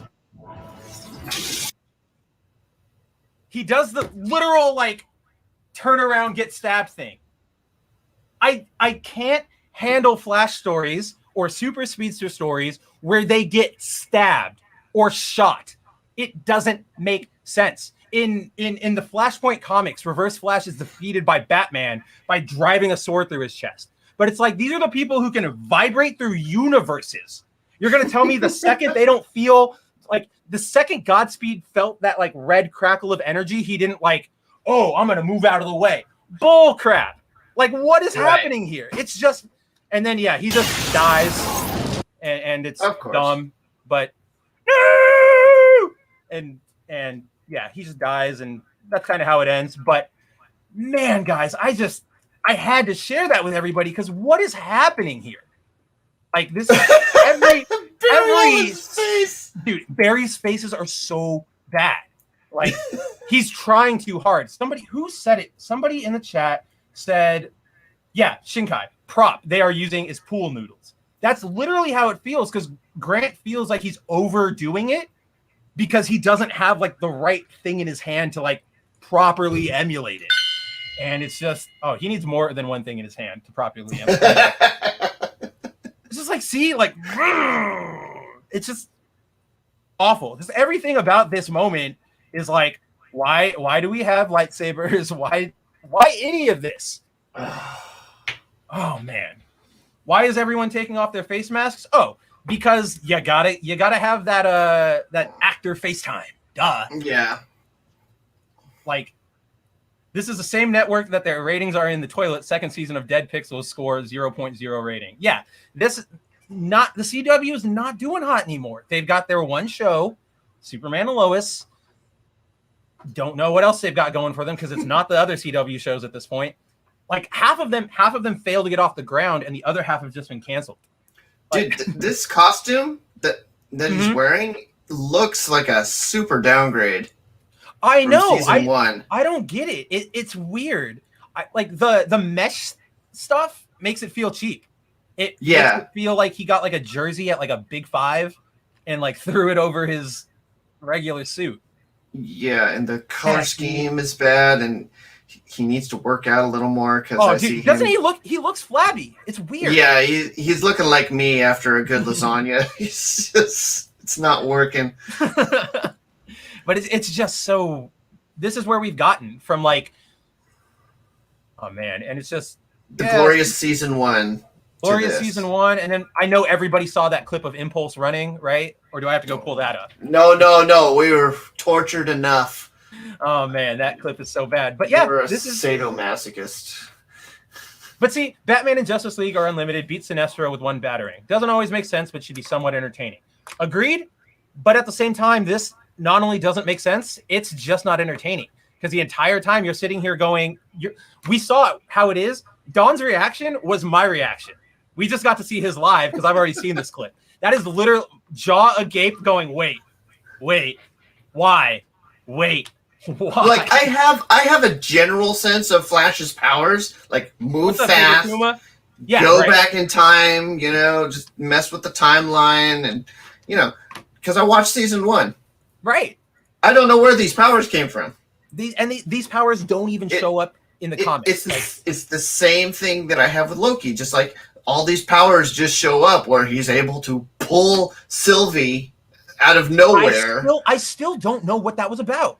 And then you guys didn't see the one that I saw where he stands at the bottom of this tower that's collapsing and he's able to reassemble the tower before it collapses on them. Loki? Yeah. It's that garbage episode where they're on the planet that's being smashed by the moon. That's right. For some reason, he just rebuilds that tower. No explanation.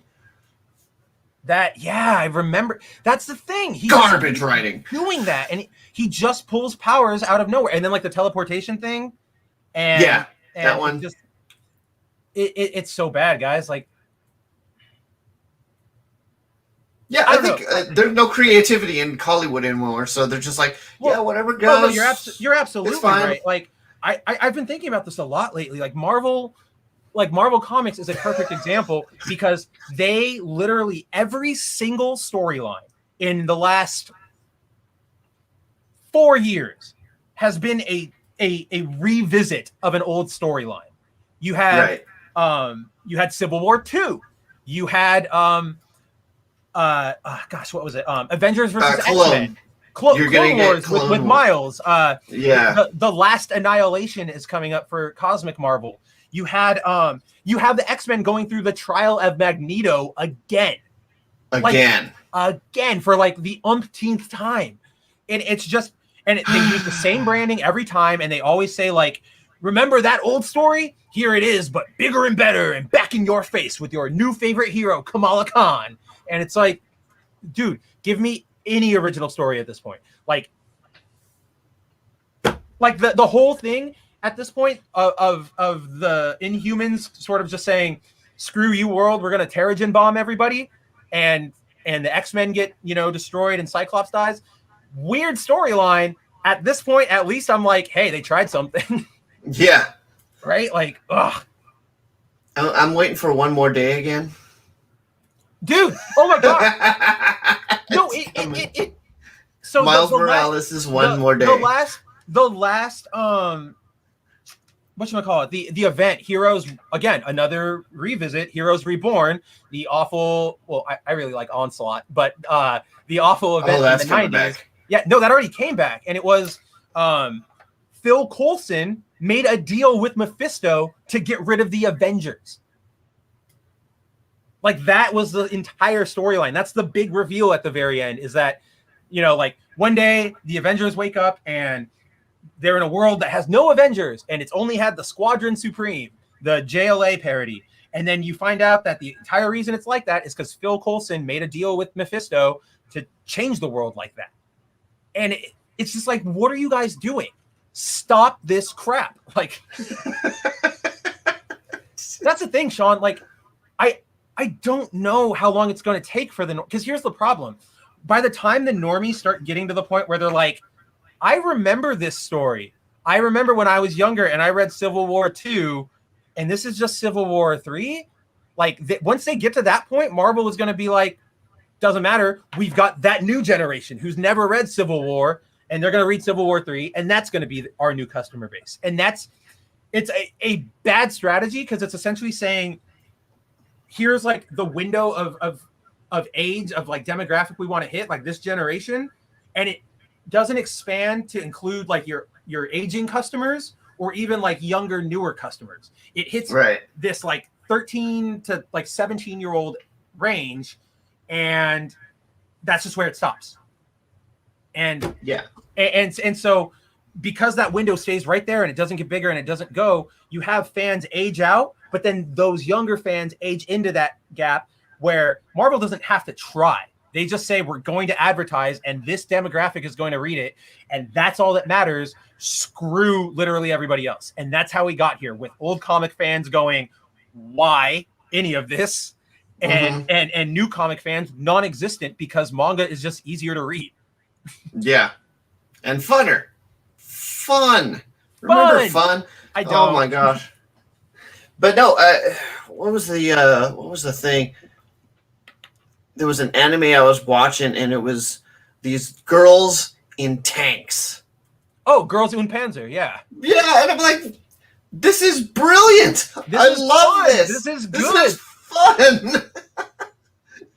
Oh no, that's the thing. Is like they don't care anymore about creative ideas. The entire industry is chasing things, and like occasionally somebody will step out with a good idea. Like Marvel did Cinematic Universe, fresh idea, hadn't really been done before, and that, you know, obviously it worked for them. In, you know, it kind of faltered in phase 3, but you know, they closed it out strong with Infinity War and Endgame, and they pulled off their idea, and then everybody wanted a piece of that. Do I have to bring up the Dark Pictures universe, because I love bringing it up? And then like I enjoyed what was the I enjoyed the God damn it, this I totally forgot his name, but the House of X and the Powers of X. Yeah, those were good books. They were well written. I just have a problem with the fact that, like, I just feel like they're retreading stuff in X-Men now. Yeah, they're retreading stuff, definitely. That, you know, little sprinkles of retreading older stories here and there. But it was bizarre. Yeah. And it was going into territory that no other comics really gone into before, which is reincarnation. Yeah. Which is a weird concept. No, I don't think comics has there been a mutant that has done like actual reincarnation as their mutant power. All the None. closest I can think of is Elixir, but that wasn't revival. He could never revive anybody. So it was just like, okay, cool. We're going into this thing, and then from what I understand, there might be a Jonathan Hickman. Johnny. So Hickman, he did that 12-issue run, whatever, and then rumor has it. This is rumor. Take it for what it's worth. He's the head of that whole thing, but he hasn't been really involved. Really? This is what I'm hearing. All right. And it's just been going off the rails to his vision. ever since then. That makes sense because I do know Hickman, like when they put him in charge of things, like a certain title, like when he was on X-Men or Avengers, they let Hickman like go. They're like, Hickman, you're in charge. Play with it, make your weird concepts, and go. And then, once another writer comes along, they just kind of Hickman goes for these really like big concepts, like lots of like philosophy and hierarchies and creatures from beyond the veil. But then once you get a new writer, that new writer comes in and is just like, I remember Magneto's a bad guy. Yeah, Magneto's a bad guy today. And it's like, dude, what's happening? And it's just like trying to correct everybody's work that comes after till eventually you get to the point where Marvel's like, all right, Hickman, you want to come back and like, you know, it's been 4 years since you relaunched. Do you want to, you know, come back and do another story? Where Hickman just like, dude, all right, I'm rebooting it again. Like, I just have to because you guys destroyed it. And that's the problem with the rolling creators is that, yeah, you can say like, this is my idea, but you can have a Marguerite Bennett or a Vita Ayala or a Saladin Ahmad come along and just be like, nah, we're doing this completely other thing. And it's like, cool. Everything doesn't make sense anymore. Yeah, because the gala is just garbage. I don't get, like, again, this should not have been like this big crossover promotion event. This is something you release a giant size special issue that has like the story, and then honestly print those like preview images of all the clothes they were wearing, because like hey, somebody did do work on those, even though they're not particularly great.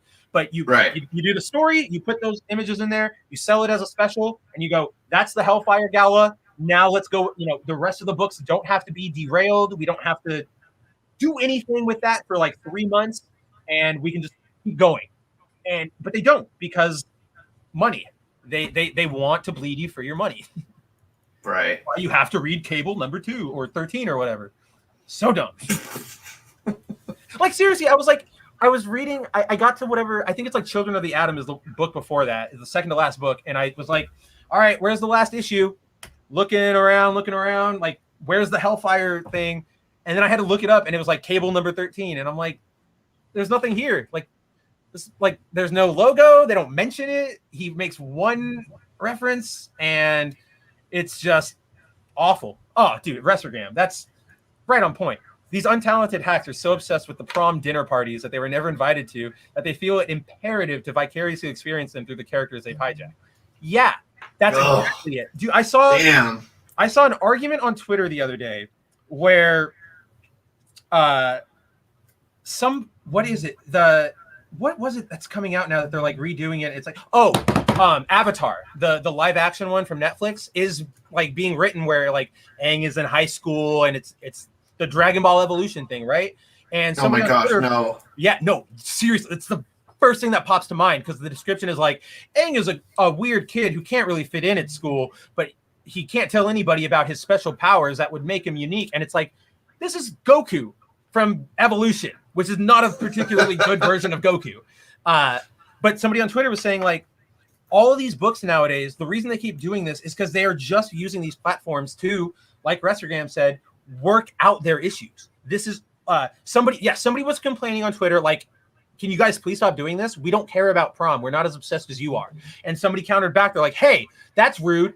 These creators are using this to work through their trauma of having not been invited. And I'm like, work through your trauma in therapy. This is not entertaining for anybody to watch.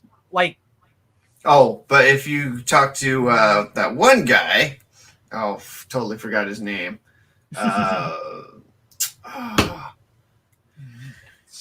guy that yelled at everybody, telling everybody that you know what, this is a great story that we had fun with, and we want you to keep your opinions to yourself about, because this is. Dang, I remember that whole thing, and I don't remember who it was. Don's on it. Nah. Yeah, I'm on it. Yeah, Bunny, like the Hellfire Gala dresses are not particularly good for anybody. There was whenever it was about to come out, when they released the images, we did. They came out on the day of a Black Pill stream, and we looked through them. I remember the only Jerry Duggan. Jerry Duggan, that's who it was. I remember that now, where he was just like, "This is what we wanted to tell. If you don't like it, be quiet." And it's like, what are you doing there, buddy? What are you doing there? You don't. It's not helping you. We're complaining for a reason, and I don't know why you don't hear that. Like the problem. Fun. The problem with that argument of this was just one story and we were having fun is that it's not experimental. You weren't going out of the boundaries in what Marvel writes. You were just writing what Marvel writes. You're not taking any sort of stand. This is not some big revolutionary moment. It was you just writing more Marvel, and people just aren't liking what Marvel's putting out for good reason.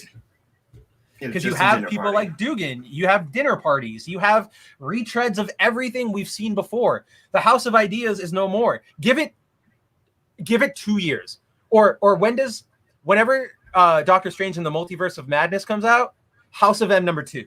I am calling it right now.